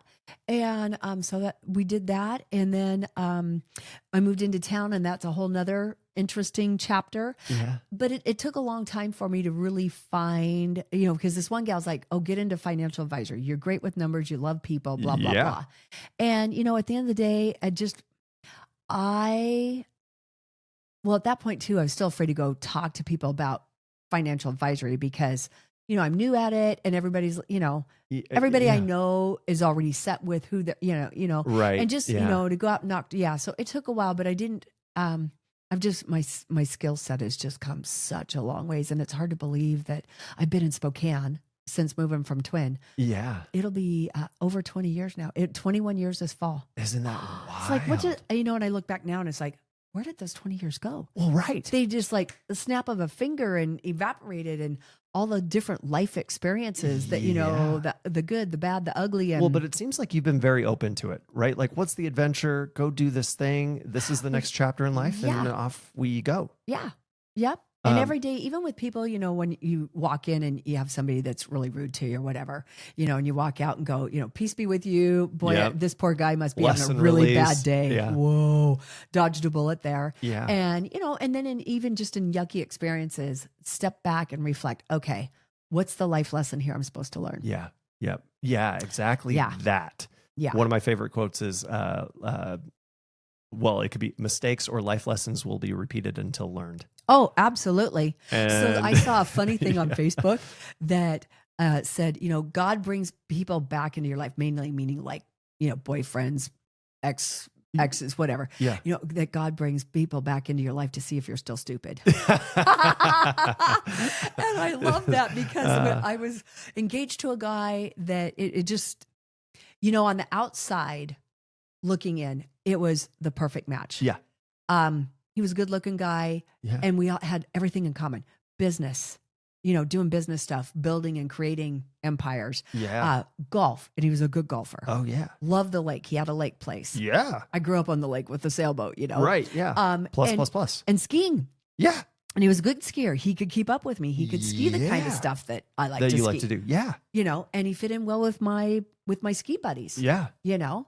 And in fact, with the kids ski racing, there was always a dinner auction in the fall. Yeah. And for a few years, we had it at the Spokane Club there in town. Oh, yeah. And one of my buddies told him, he said, look, she is an absolute treasure. Yeah. And if you ever mess with her, you're big doo-doo, buddy. Yeah. Because we'll come hunt you down. Don't you love having friends like that? Yeah. That was super, super fun. But that was a rough life experience because early on in that relationship, my gut told me, girl, you've been sold a bill of goods. And I didn't want to believe it. Yeah. And I hung in there. We didn't ever end up getting married, but, you know, narcissistic alcoholic. Oh, yeah. And, you know, boy, when it was good, it was the best. Good. Yeah. But boy, when it was bad, I mean, just you're walking on eggshells and Bull you're just, in a china shop. Oh my gosh. And you just, you know, emotionally, I was such a wreck. Yeah. Oh yeah. Such a wreck. Because you know what the good is, and it's like, okay, I can bear with this because it'll circle back and it'll be good again. Yeah. But you know what really held me back though was me being able to flourish in my profession. Because I was such an emotional wreck. And I couldn't stop thinking about can't show up the emotionally, mess that, you know, and when you're in sales, you got to be on. You got to be on. Yeah. And you can't do it when you're a mess. No. Nope. And, you know, my life has repeated itself and we'll get to that. Okay. Yeah. So really interesting. But it was one of those. So my biggest takeaway from that one. And the crazy thing is, I hung in there with this guy. We even added on to my house. And I hung in there with this man and his kids, but our kids loved each other. That was super fun. That's another, right? Yeah. And they all skied and, you know, a lot of fun, golf, the whole shebang. So, I mean, like I said, it was a perfect on paper, package. this makes sense. Yeah. On paper, it was incredible. Yeah. Real life though was a whole nother scenario, unfortunately. But the biggest thing is just, I didn't listen to my gut. Yeah. So that intuition. Oh, man. I was driving down the road, headed back home because I worked from home. Yeah. I had an office there, you know, and you know, that's your spirit guide telling you, and you got to listen, doggone it. If you don't, you're going to pay for it. And I did, you know, so I was never able to flourish in my profession. Yep. And I let this guy stay in my life the first time around. Yeah. For over 3 years. Okay. And now remember I told you Firm and I had a very amicable divorce? Yeah. Okay. We weren't even married. Yep. Baker and I. Yep. And out of zero. It cost me over 10 grand to get that man out of my life. And we weren't even married. Jeez. And we weren't even flipping married. Isn't that wild? Couldn't get him out of my house. He wouldn't leave. And he had a house right across the field from mine, the schoolyard. Yeah. He could have moved back in with his friend, but you know, he didn't want anybody to know that life wasn't just a bowl of cherries, right? It was wine and roses. Yeah. Yeah. And so got him out of my life. Thank you, Jesus. And then about a year and a half, 2 years later, I let him back in for a little bit. He didn't move in or any of that. Yeah. But was it I've changed, it'll be better this time? What was the foot in the door? I couldn't even remember. I couldn't even tell you. Yeah. I couldn't. Somehow I don't know. He weaseled his way back in. Yeah, he did. And then, you know, kicked him to the curb. Yeah. And then he came back a third time. Oh my gosh. With business. But that one was really, you know, then it was really amazing. But, you know, then that one time when I saw that quote on Facebook, I just busted out laughing because it just hit me right between the eyes. I'm like, God's still checking to see if you're still stupid. Oh my God. It's like, I was twice. Oh man. Yeah. It was really, really crazy. Yeah. But, well, so you go through how old are the boys at that point? Teenagers? Yeah. Yeah. Okay. So unfortunately it is that time of life really had a very negative experience or how do I want to say that? Well, I feel bad for both my kids, what I put them through by keeping that relationship as long as I did. Yeah. That was really not good. Yeah. Well, because then they're forming attachments. And well, not only that, but like, so with Blake, well, what my kids did, they were mad at me for choosing him over them. That's how they felt. Because we'd been the three amigos for so long, And then even with Daddy, even with Daddy, we were the three amigos, Daddy was over here on the side. Yeah. So they felt that I had picked him and then over them. Yep. And his big thing was, they're going to be graduating and gone here soon. Yep. So it's okay for us to be selfish and blah, blah, blah, whatever. Yeah. No, not so much. No. And then with Blakester, I see a lot of that man's traits in my son right now. Oh. And, where his son and daughter. Yep. And his daughter's boyfriend, now husband. Yeah. They were busting their butt to make sure that his son was not like him. Whoa. Because the daughter and the boyfriend were so concerned that the son would be like dad. Oh, wow. And that just could not happen. Yeah. And I never even thought about the way he was rubbing off on my kids. Yeah. Never even. Because like for my oldest boy, he was a great role model of how not to be. Yeah. And I think Blake thought that too. Yep. And yet I look at this sweet boy now and it just breaks my heart because I see it. Well, it's one of those where it's amazing how much our environment shapes us because it gives us a model for how to do life. And so when you see, whoever it is in your life, that's the way that they do it. You're going to model some of how you are after that. Yeah. Or you go flip side, like with my mom. Yeah. Yep. I didn't want to be anything like her. Yeah. Yep. And I worked my butt off not to be. Yeah. Isn't that fascinating? Yeah. Crazy. Wild. But a lot of really great therapy. I have she's like my soul sister spirit guide therapist. And I worked with her every week for 5 years. Oh, yeah. So she had a sliding scale. So she wanted me to be able to come get my stuff figured out and, and be able to afford to do it. Yeah. So I did the very bottom. Yep. Which I kind of felt bad, but yet I was there and she gave you an hour and a half. Oh, yeah. An hour and a half. Because that's really, a good time. You're just scratching the surface after an hour. You get to the meat of the bones from 60 to 90 minutes. Oh, yeah. That last 30 minutes is where the magic gold's happens. At. Yeah. So, mental health and all of the therapy that's out there, when they cut you off at 50, 55 minutes, just ticks me off. Yeah, it's because terrible. You're just making money off of me. You're not getting, No. Well, and that's my coach. She typically likes to keep hers around 60 to 90. And I was always 90 to 120. It was shocking.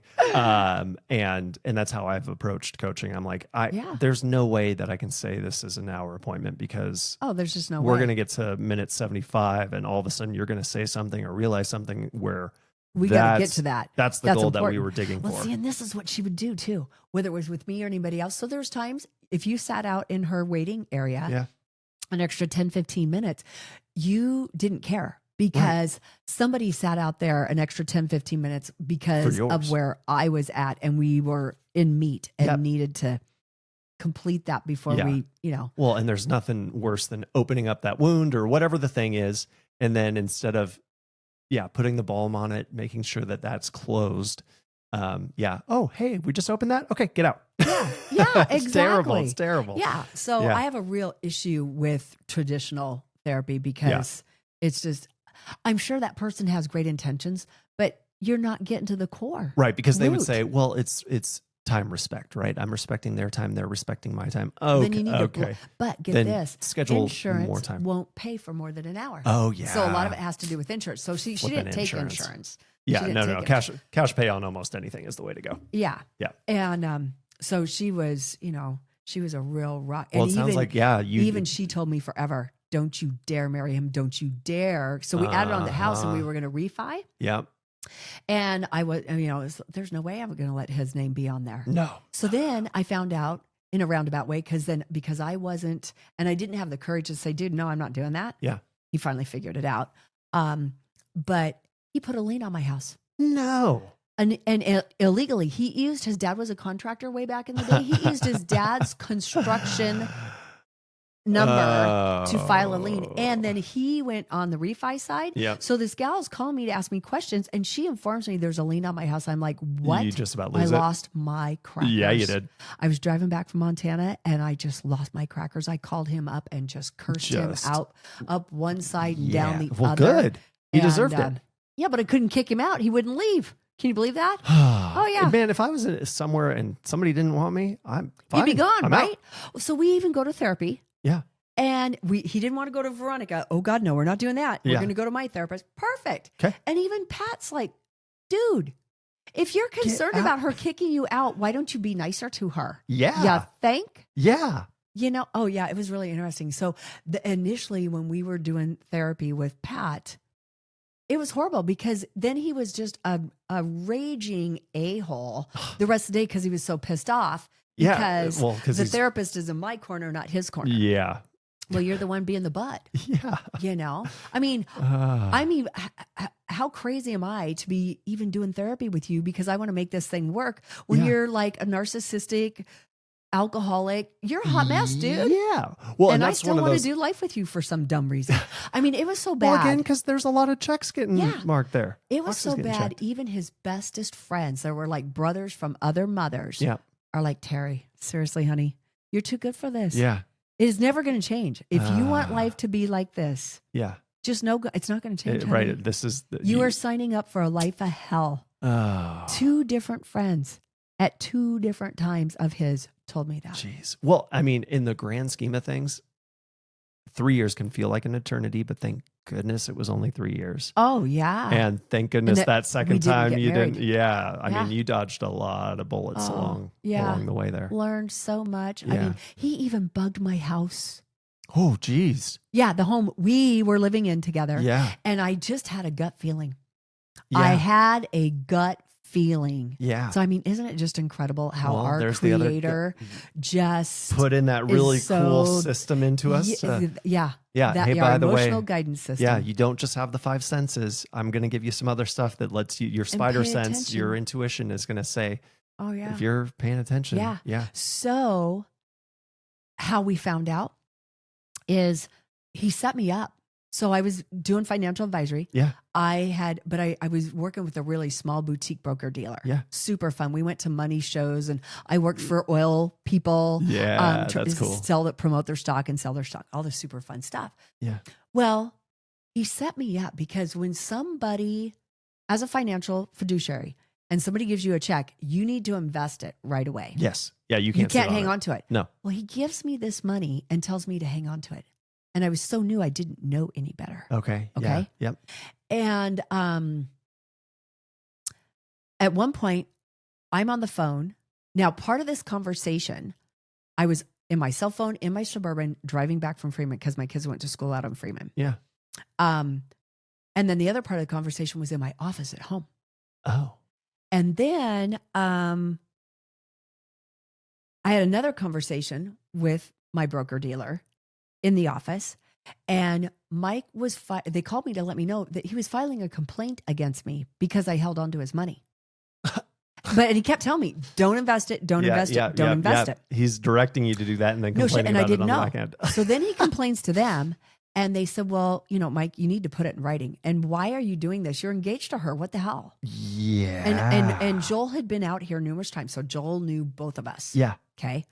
And it was just crazy. So then they get this letter from him and they call me back and they said, Terri, either your phone has a bug in it or your office is bugged because this letter he just wrote us is verbatim the conversations that we were having. No. Yeah. Way. Oh, it was creepy. They called it out.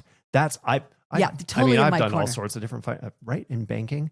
I've never had anybody say, yeah, Brandon, something might be bugged on your end. Right. Whew, it was crazy. Yeah. So I had a really good friend that was really connected. So I called him up and I said, dude, how can I find out whether there's a bug in my house or not? Yeah. I said, and the crazy thing is when Joel said that, I said, that is so crazy because I've had a gut feeling. Right. That I didn't know where it was. I didn't know if the whole house was bugged or if it was just my office. Right. And because when I'm on the phone, I walk all over the place. Oh, yeah. I can't stay pace still. and I walk. There's no way. I'm up and moving. I walk and talk. but it was just so weird that I already had a You gut already feeling. knew. So he said, Terror, he said, I know some people. He said, I will call you back. Give me a couple hours and I'll get back to you. So no kidding. He goes, okay. He goes, I got a guy and here's where you're going to go. Get this. Now, I think that guy might still live there. He lives just down the hill from where I live now. Yeah. Okay. So I go to this guy's house. Yep. And he's got security cameras everywhere. And he told me, now here's the other funny thing he told me on the phone is, so David told me, call this guy, but obviously not from your house. Well, right. Yeah. Yeah. And so I call this guy and he tells me how to get to his house because his office. So the guy has Tourette's. Oh.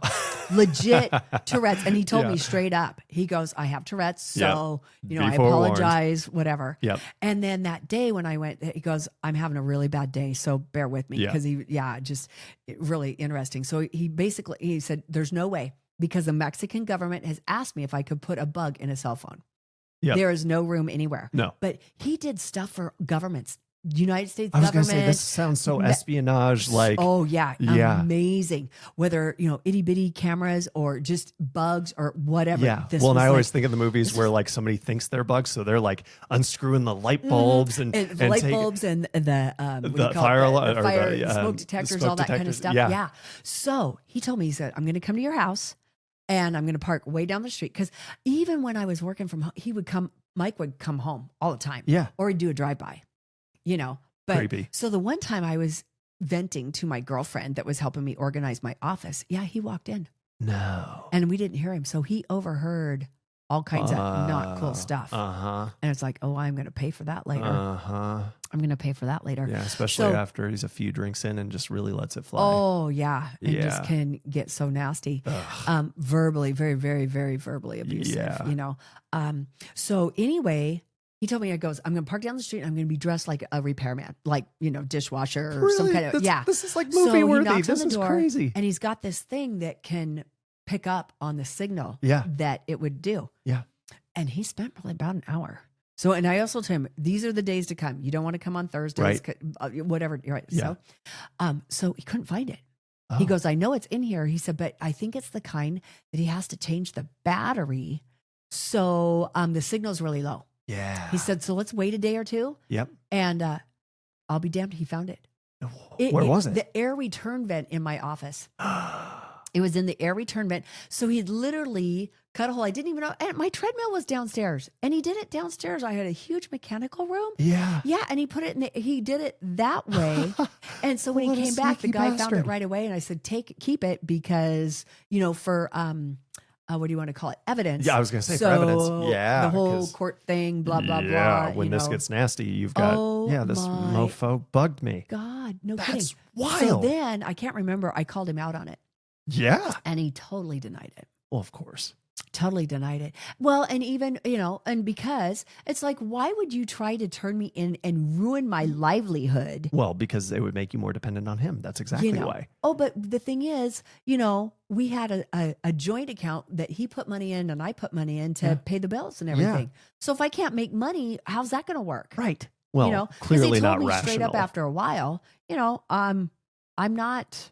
you still need to make money. I'm not going to support you because the first wife he supported, and of course she got, good for her after all the fact. Oh man. Yeah. Well, she waited because of his drinking. She waited till the kids were old enough to be able to put up a fight and not get in the car with him if he'd been drinking.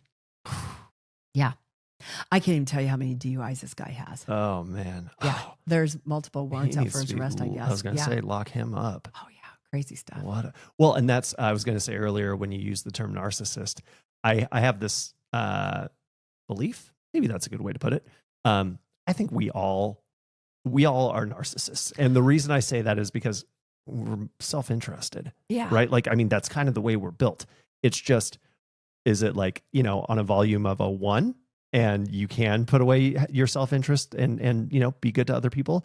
Or are you a 10,000. Right. And you just, it is all about you. Yeah. He had that dial all the way up. Oh yeah. Yeah. Cause that's right. And his sisters were so stoked when they met me and stuff. They thought, oh, wow, maybe he's finally found the one and these guys are going to be good for each other. Yeah. But when it was all done, I was shooting just himself in the foot, whining and bawling to his youngest sister. Jeez, what a piece. Yeah. So, and you had said earlier, I don't think you used the word codependency, but you realized when you were in your 30s that your dad dies, and then that ended up that came to... out from when I was working with Veronica. Okay. Yeah. And how did you put it? What was the not codependency? There was a abandonment issue. Abandonment issues. Yeah. Yeah, big time. Yeah. So did that end up, do you think that played into any of that? No, because by then I'd already worked through my abandonment issues. Worked through, okay. Yeah, I'd already worked through that. Yeah. But one of the things that I've discovered since all of this is that a period of time where, I abandoned myself. Because had I loved myself enough, I would have never put up with his crap. No. Ever, ever, ever, ever. Yep. And then when Pete and I started having issues because of the alcohol and all of that, I went to see Veronica in 2022. Mm-hmm. And because I'm literally watching this man drink himself to death. Yeah. His skin tone he's gray. I mean, he's just, and he's already super duper thin anyway. Yeah. So I went to her to just be able to vent and process what I was going through at the time. And when I first sat down, okay, mind you, I've been with her for over 20 years.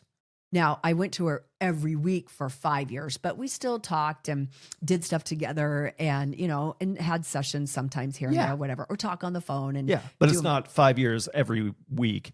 Now you're in more like maintenance mode. Yeah. Yeah. Yep. And then I've got another really sweet friend. I call her Juju. She's like my spiritual soul sister. Yeah. And I love having conversations with her. A short conversation with Judy is an hour. Yeah. Normally it's 3 or 4 hours. Yeah. But it's like going to school. You're getting fed. Oh, yeah. And you just can't get enough. No, It's good energy transference. Great energy. Oh, yeah. Just the kind of people you want to get to hang out with all the time, like you. Oh. You feed my soul too. I was going to say, I love this. This is so good. It's like, we need to meet once a week just to connect. Well, Taco Tuesday. Yep. Yeah. And so anyway, I sat down and she goes, "Sweetie, I've known you for over 20 years." She said, "When are you ever going to do your work so that you can learn how to love yourself?" Oh, did that hit a ton of bricks? Oh, yeah. She said, "Are you finally ready to do your work?" I said, "Yeah. Yeah, I am." And there's that beautiful saying that, when the student is ready, the teacher appears. Yep.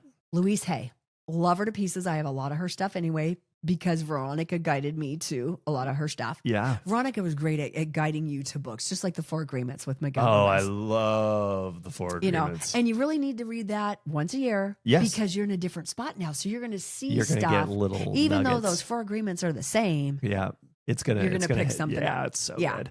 And one of the things in that was I am impeccable with my word to everybody but myself. Oh. Yeah, I got that the second time. The second time I read the book, it just hit me like a ton of brick. Poof. Yeah. Duh. So, Isn't that funny? Getting to learn to love myself gig, Louise Hay, and it was on Audible. It was a podcast. Yeah.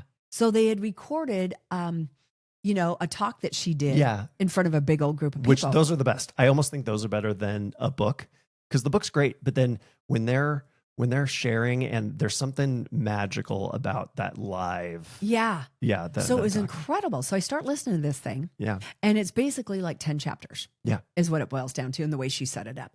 So started to listen to this. I'm like, oh my gosh. So I went and got a notebook. Yeah. And I wrote everything down verbatim.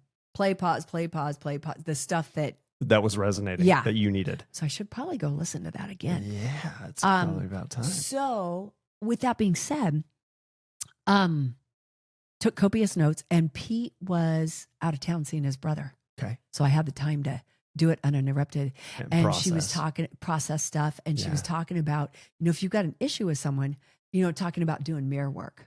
Yeah. Talking in front of a mirror. She goes, and you can work through all your stuff. You don't have to have this conversation with her, whether it's your doctor or your spouse or your kids or whatever. Yeah. So I had while he was gone, lots of great conversations in the mirror. And I just told him exactly how I felt about everything and how angry I was and upset and all that stuff. And that was a very incredibly healing experience.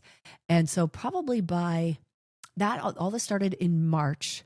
And I can say that by July of that year, I was feeling really good about myself and the fact that I actually really was loving myself now. Yeah. Where before showing horses difference. as a kid, and I was never fat, ever. I was going to say, I had can't really imagine. nice muscular legs. Yeah. But my horse trainers were really thin, and the husband was always calling me Thunder Thighs. Isn't it amazing how those things stick with you? And there was one other one that he said, but I don't remember that one anymore. But there was two things that he would call me that were just really not cool. Yeah. And so I loved myself based on my weight. Because my weight has fluctuated 20, 30 pounds my whole life. Been there. Weight Watchers, Isogenics, you name it. Yeah, name the thing. And did bodybuilding for a while. I was going to say, you're active and all that kind of stuff. Ate right and all the things. Yeah, and still struggled. Yeah. I keep it off for a couple years and then it'd sneak back up on there, and then you get it back off for a year or 2 or 3 or 4 and whatever, and I just did the yo-yo thing. Yeah. But I loved myself if I could fit in my clothes and was the weight I wanted to be. Right. Yep. If I was fluffy, then I didn't really love myself that much. Well, and then the words, you're beating yourself up. That internal dialogue. Well, ain't even good. when I was playing golf. And, when I first started playing golf, I played with my hubby. Yeah. Well, if you never play in league as a woman and you just play with your hubby and their friends, you've got a potty mouth and you slam your clubs on the ground when you're after a bad shot. That's golf, folks. That's right, golf, there. right there. That's how that game works. Oh my gosh. So as a woman, and now you're playing league. Yep. With other women. Yep. And you're cursing like a drunken sailor, slamming your clubs on the ground because you had a stupid tee shot. Yeah. It's and not very ladylike. Yourself. Oh my God, you just want to evaporate. Yeah. But it just happens so quick. But oh my gosh. Yeah. Just crazy. But I'm so tickled because I just absolutely love and adore myself now. Good. And you it's should. I love that. And it's not an ego thing. No. But we weren't taught that as kids. No. And because we weren't taught that, we didn't teach that to our kids. Right. So now I'm working with Blake, who's also working with Veronica. Oh, good. On how to love himself. Yes. And it's huge. I think for a lot of people, that's the hardest lesson to learn in life. Yeah. Because we always are comparing ourselves to other people. We're comparing ourselves to the best version of ourselves that we have experienced.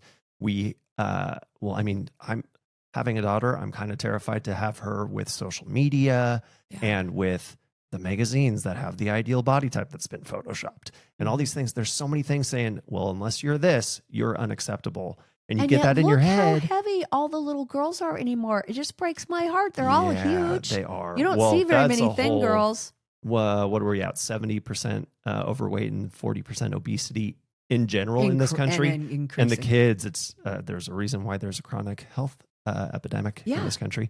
And it's the whole thing is. But at the same, so sad. I was just having this conversation with somebody where if you're 300 pounds, having some of that is good motivation to get yourself to a healthy state, because that is not healthy. The people that are saying you're beautiful at any size, no, if you are obese and all the things, that's a health risk. That is a health risk. You should still love you because everybody's valuable, but you should want to change for health reasons. Yeah. But if you're in a good place and you could be 10 pounds over where you want to be or right wherever, like there's a spot where love yourself. Yeah. Like you can still want improvement, but just can't believe you aren't killing yourself. How when you finally get to that place where you love yourself and I always knew I was a good person. Yeah. It's not like I hated myself because I didn't, but just to be able to love and nurture myself on the inside. Yeah. And it's so huge. And like I said, it's not taught. No. Well, and how has that changed your day to day and just what does that look like, feel like? Well, I think then I can genuinely bring more value to people because, I feel we're all brought here for a purpose, and that purpose is to serve.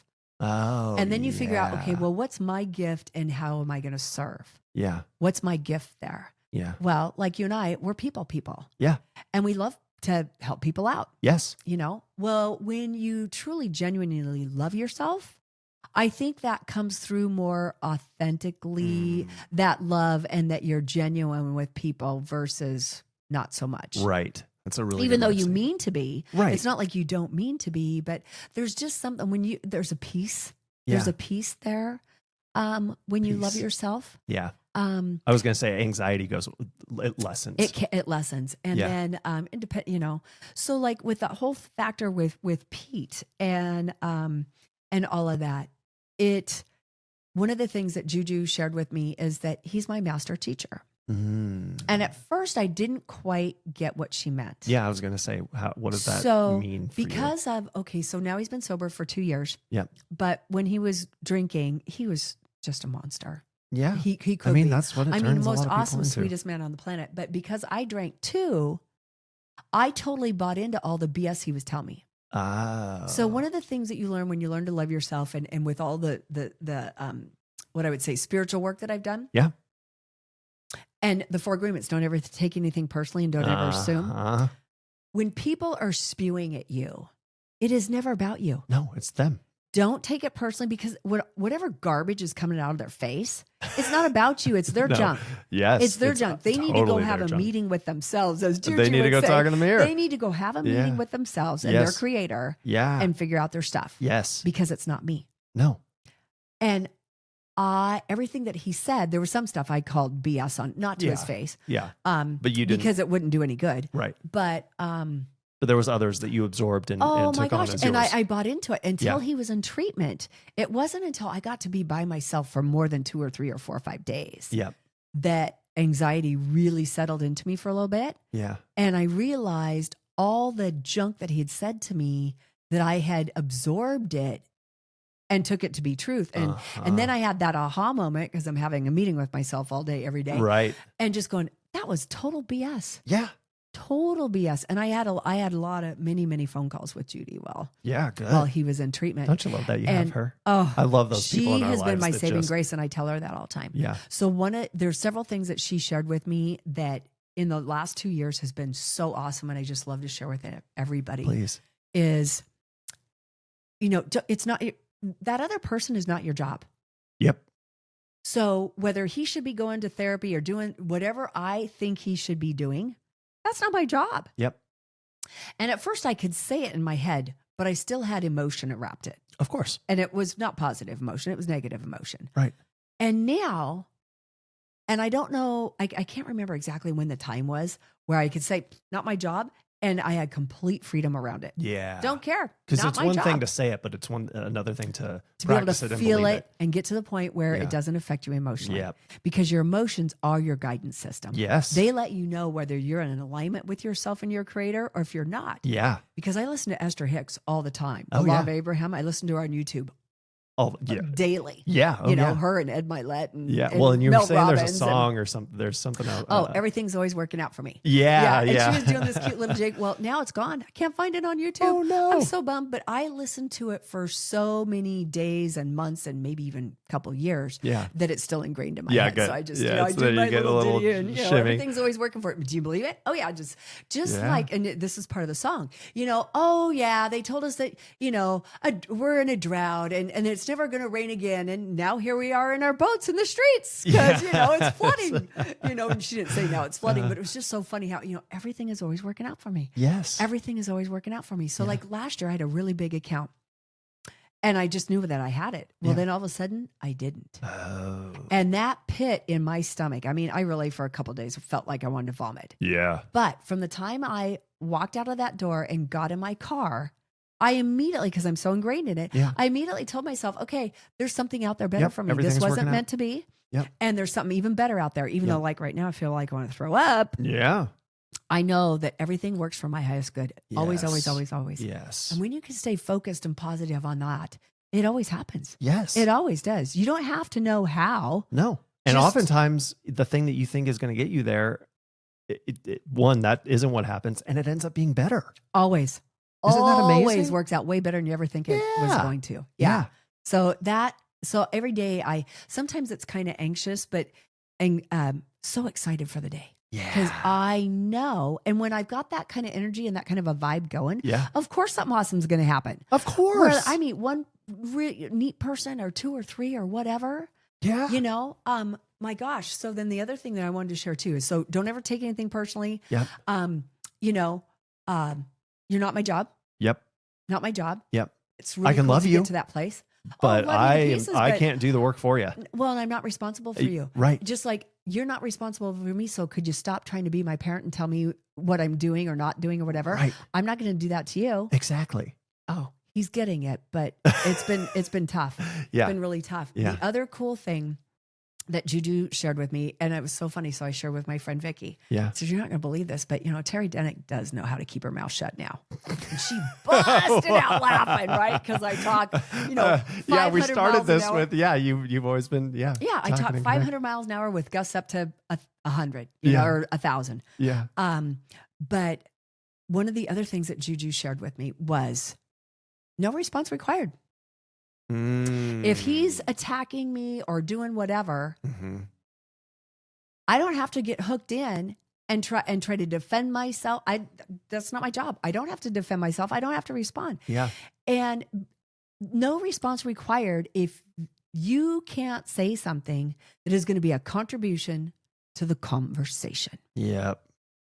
There's no point. Yep. Because then you're just going to go in a vicious circle of he said, she said, blaming, trying to one up each other, whatever the BS game is that we play with, people we're in relationships with, right? Whether it's spouses or friends or kids or whatever. Yeah. Oh yeah.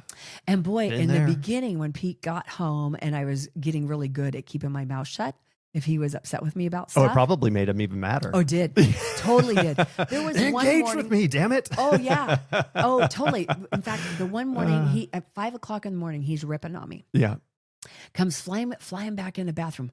What, you're not going to say anything? You got no response? And I just looked at him and shook my head. Nope. Oh, he was so pissed. Turned around, left the room. Yep. Came back. Rah, rah, rah, rah, rah, rah, rah, more crap. And I didn't say anything. No. I didn't say anything. How empowering is that? Oh, it's the best. Isn't it though? It is the best. Yep. Because, and he's fine. And he's learned, Yeah. But they told me too, when he was in treatment, I went to a few Al-Anon meetings trying to find the right Al-Anon group. And I just didn't find a fit. The right one. Yeah. So I just talked to Juju. Yeah. Well, yeah. I talked to Juju for everything. And, gosh, where was I going with that? Oh, they told me. This one guy I was talking to at the Lawn Oak Club over in Spokane, he was telling me, he said, Tara, you're dealing with an alcoholic brain, even though now it's drained. Yeah, you're still going to have dry, drunk stuff. You're working with an alcoholic brain. And the first few years are going to be really hard. Yeah. It's going to be an emotional roller coaster ride. Well, they're not kidding. Yeah. Emotional roller coaster ride from hell in a hurricane. Oh, yeah. Yeah. That's a good description. Oh, my God. Yeah, it is. Well, because, think about it. Physically, there's inflammation that's still and toxins that are still getting worked through. Those neural pathways, that takes some time and some healing and it takes even longer if they aren't doing the work on top of being sober. Right. Because sober is a piece. But it's a piece. A lot of emotional work. Yeah. So it's huge. And I think that's he's a good done the work description. and it's been amazing. But no kidding. Upset 1 minute. Yep. And then 3 or 4 hours later, come back and say cool something. As a cucumber. And it's like, and you think I'm wishy-washy. Are you kidding me? Yeah. It has been really, really wild. But to your point earlier, right? It's, what did you say? Master teacher. There's good lessons for you in and everything we've been through. And so then it took me a while to get what Judy meant.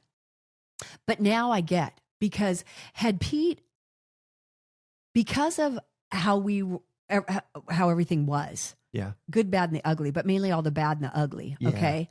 It really forced me to go within and get connected and aligned. Yeah.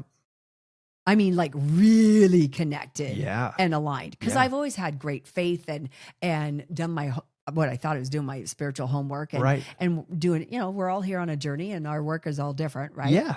But because of what I was going through with Pete really forced me to go in really, really, really, really deep into the very center of my spiritual being. Yeah. And stay super connected to be safe. Yeah. And to work through stuff. Yeah. And, and then every different, whatever it was. So now, I can totally say, not my job. Right. In my head and be at complete peace and mean it. Yeah. Or no response required. Right. If I love that. Because I observe what he says and his behavior, and there's still so much judgment, Yeah. And it's really interesting how alcoholics seem really judgy, the ones that are sober, versus, pointing fingers at the guy that, they call it being out. Yeah. that are trying to be sober, but maybe they fell off the bandwagon or Right. whatever. And it's really interesting to feel the energy vibe of their judgment is so harsh. Yeah. And especially so, and Pete's really, he's that 1%er. Well, hello, he's a retired E9, Right. which less than 1% across all branches of service ever attain E9. That's wild. So you got super, super crazy, strict judgment Hierarchical. there. Yep. Oh, yeah. Yep. You're right. You know, I'm right. You're Black, effed white. up, blah, blah, black and white. They don't realize, hey, guess what? Welcome to the civilian world. Yeah. It's and great. it's all gray. Yep. There's no black and white, No. dude. And Yep. if you live in a black and white world, you just created your own hell. Yes. You truly did. Yes. Hell is here on earth, and it's what you do inside your head. Yeah. Sure It enough. really is. Yeah. You can create your own hell if you choose to. Well, and what I think is Or interesting about it, because we get to decide. Yeah. I was just reading how, right, we know the tables here, we know all this. So like, yes, okay, this is true. But the things that you think and believe are just as real as that too. So you like literally are More creating so. your reality. You do. So if you are black and white and all these things, yep, you are creating hell, because the other reality that the rest of us are creating doesn't vibe not with that. We aren't on the same Yeah. vibrational plane. No, And yeah, No. so hell is here on earth. it really is. And you But create so is your own. heaven. Yeah. Oh, They totally. both are. Oh, absolutely. Yeah. I mean, I just love to be in pure bliss Yeah. as much as I possibly can. Yeah. And if I have a moment where, you know, something negative, whatever, I am very aware. Yep. And then I shift that just as quick as I possibly can. Yeah. You know, be Isn't that that solution so finder cool? and be able to, you know, to serve and help other people. Just Well, and I love that so you fun. said that is the purpose, to serve others. what feeds your One of my soul. favorite Ram Dass quotes is, "We're all just walking each other home." Oh, that's awesome. Isn't that great? Well, and I to me, that love also that. pairs with the two great commandments, right? Love God and love each other. Like, yeah, why wouldn't you? We're all just walking each other Yeah. home. So like, Instead of being so judgy and yucky. yeah. You know, and I have a real struggle with Christianity Yeah. because my mom is just so judgy. And is she, And- she and- would identify she's Christian? Oh gosh, yeah. And Yeah. goes to Bible study, all this stuff. Yep. And where I'm a very spiritual being, and yes, I consider myself a Christian, Yeah. but it's people like that that give Christianity a bad name. Yep. You Yep. know? Well, It's and like- it's almost like, yep, I've figured it out and I've been saved. But you haven't yet. So I mean, it's almost the alcoholic brain too, right? Yeah. It's the, oh, you have fallen off the bandwagon. Well, I have. It's Well, being so judgy of other people. yeah. I hear it in my mom all the time, and she gets wrapped around the axle about stuff, and she's like, "Oh, that's just the devil getting me," and I don't say anything to her because that just bristles the hair on the back of my neck. No, it's a choice. You are Yes. choosing to get wrapped around the axle Yeah. about that. Yeah. Let it go. Not your job anyway. Right, not Why your would you do job. that? Yeah, Oh not my your thing. God, Yeah. you know. Isn't that and, wild? And back to that alcoholic brain too. That was really interesting. Pete had been drinking for 53 years. Oh yeah. So we're talking long time. Conditioned. Yeah. And here's another crazy thing. So in treatment, you know, so he was really upset with me even when he got back out of treatment and wanted me to go have an alcohol assessment. He honestly thought I was an alcoholic too. Yeah. And so he wanted me to go into treatment after he got done. Yeah. Like, dude. Yeah. You know, Yeah. I remember when you were mad at me because I was doing isogenics and I didn't drink. You were pissed because Right. you lost your Now drinking you're not buddy. drinking with me. Okay. And now you're mad because I'm not a sober buddy with you. You know, and it's just, you know, it was just crazy. So when he was in treatment, they told those people there that normal people, Uh-huh. they only drink, you're gonna die laughing. They only drink once or twice a month and they only have one or two drinks. If you do more than that, you're an alcoholic. Really. So Mm. our friend, All right. Renee, who only has a couple glasses of wine on Friday and Saturday night, Yep. but might be 2 or 3. You're going to tell me She's an alcoholic. she's an alcoholic? Yeah. No. So when I went for my alcohol assessment Yeah. and I told her that, she busted out laughing. She goes, "I've been doing this for over 20 years. Where on earth did you hear that?" Right. She even used the F-bomb. I'm like, I know, right? yeah. So yeah, it's just like, that's bullshit. Yeah, that's well again, there's so many things there. I love when it's a projection thing, Yeah. right? And there's so many different subgroups that believe this is the way and this is the way. Oh, yeah. These are And the so rules. then they're so judgy. Right. And if you don't fit into our box, then you're wrong. You're wrong. Oh, yeah. It's I hate gross. that. It's nasty. Yeah. I hate that. So we, I think we're just about done. there. Okay. Which, I mean, we could talk for another couple hours. Yeah, we totally could. Yeah. But I finally feel like this last summer through all this. So Pete has totally been my master teacher in so many ways, and I see it and get it and appreciate it now. Yeah. Right. Well, and I always argue that, if you had things perfect all the time, you aren't growing. Well, You're in your comfort zone. So you don't know what you do want until you know what you don't want. Right. You got most connected with yourself going through that you describe a hurricane, roller coaster on a hurricane, right? Yeah. Like that's how you find yourself. The roller coaster ride from hell in a hurricane. Yeah. That's where you learn. That's where you refine and grow and become. Exactly. Yeah. And you can't know what you want until you know what you don't want. Yes. And when you know what you don't want, then you know what you do want. And then you can put your energy and your focus. Yeah. Focus to that. But it was last summer where I finally, with everything I've been through the last couple of years and even the last 20 years, I finally found my groove. Oh, I love that. I have finally found my groove. I love who I am. I love what I do. Yeah. And I found a really great company, 2 different really great companies to work with. Yeah. And life is fun now. You're clicking. We're clicking. There's no financial stress anymore like there was, even a year ago. It was still kind of hairy and scary. And like I said earlier, when you're in that horrible, emotional, freaked out place because life at home is gross. Yeah.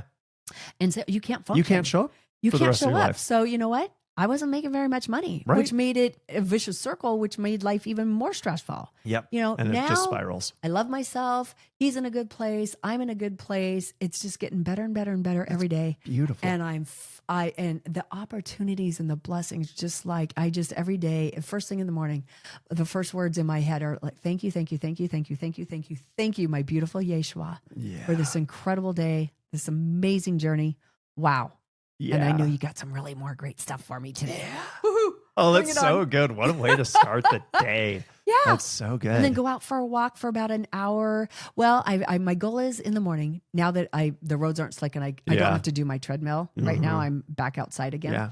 So I go out between 4 and 4:30 in the morning and walk for about an hour and 15, 20 minutes, whatever it takes to get to 10,000 steps. Yeah. And then just my everyday stuff, I'm already walking, between 4,000 and 6,000 steps a day. Well, and what a beautiful way to connect with Creator and the quiet time and yourself and just be. And process. Just be sometimes. Other times you're processing, your own, having a meeting with myself or thinking about my day or, this account or that account and how, So think it through.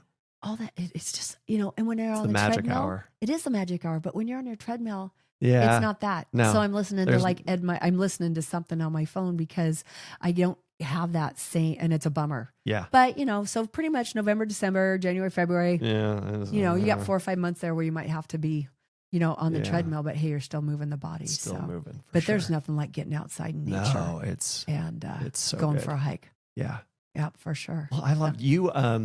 I started this with a reflection of how I see you, and one thing that I didn't mention that I'm so glad this is where we're at is you glow. You're so bright, and it is such a pleasure to know you and to get to interact with you and be in each other's worlds. That's so cool. Because I was talking to one of my clients the other day, and her and her hubby have a really incredible recovery story as well. Yeah, and she was shared that with me it was 3 or 4 years ago when I brought her on as a client. So I met with her again the other day because we're going to do some things different for her. Yeah. And I told her, I was such a hot mess when you first met me. Such a hot mess. And I'm in such a beautiful place now. Yeah. And it's just getting better and better and better. So now I have the ability to glow, where before I was just broke. Yeah. I was just broken. I was a mess. Yeah. I was a mess. But I'm one of the glad biggest other takeaways is you got to listen to your gut, man. You got to listen to your gut. Your spiritual intuition, it's there for a reason. And boy, it's not wrong. No, so you need to listen to it. Yeah. Well, and that's okay. So that's my favorite final question. And you've already given us multiple bangers that answer this question. But if you had a megaphone that could reach everybody in the world, what's your message? Well, the first thing, and it took me a long time to figure it out, obviously, was you got to figure out how to love yourself. Yeah. And Louise Hay, I don't remember the name of it, but I can get it to you. Yeah, we'll put it in show notes. Yeah, we'll put it in show notes. And it's, I think it's, no, that's How to Heal Your Life. That's a different book. But that was the guidebook for me Yeah. to get that piece figured out. Yep. And then be able to do my work and practice. Yeah. Practice Love that. yourself. Yeah, that's the biggest one. And then the other one is just, gosh, 4 agreements. Don't ever take anything personally, because it's Yeah. never about you. No. And don't ever assume anything, because we know the definition of that, right? It So we makes don't, an ass out of you and me. you and me. Yeah. But it just still boils down to, it's never personal. No. So whatever somebody's saying to you and they're trying to project or gaslight you, that is not. It's not yours. It's a not reflection of yours. them. Yeah. They got work to do. And it's okay. No response required. Yeah. Oh, I love it. That is so beautiful. I just Yeah. love that. And the other thing that is so important that we don't realize, I don't think a lot of people realize, we teach people how to treat us. Oh, If we put gosh. up with their garbage, they're going to keep talking to you and Yeah. treating you like that. But Yep. if you have some beautiful boundaries and say, hey, that dog don't hunt with me, Uh-huh. don't do that to me, Yep. because I'm going to turn around and walk away. Yeah. Yeah, we That's a truly really do good teach point. people how to treat us Yeah, we do. by what we tolerate. Yeah. And even with ourselves. Yes. Even with Yes. ourselves, if we're not willing to grow and change things, and we just tolerate whatever, there again, you could very well be creating your own hell. Your own hell. Your own hell. Yeah. And life is just too fun and beautiful to not be Yeah. in heaven. Yeah, exactly that. Which one do you want? Decide. Oh yeah. And you totally get to choose. You totally get to choose. You totally get to choose. So why not choose something fun and good? Yeah. Amen to that. If you want things to change, you have to change. Yeah. If you want something different, do Yeah. something different. Yeah, you Yeah. have to. Yeah. And it's amazing how many people say that, but they don't. But then they don't. Yeah.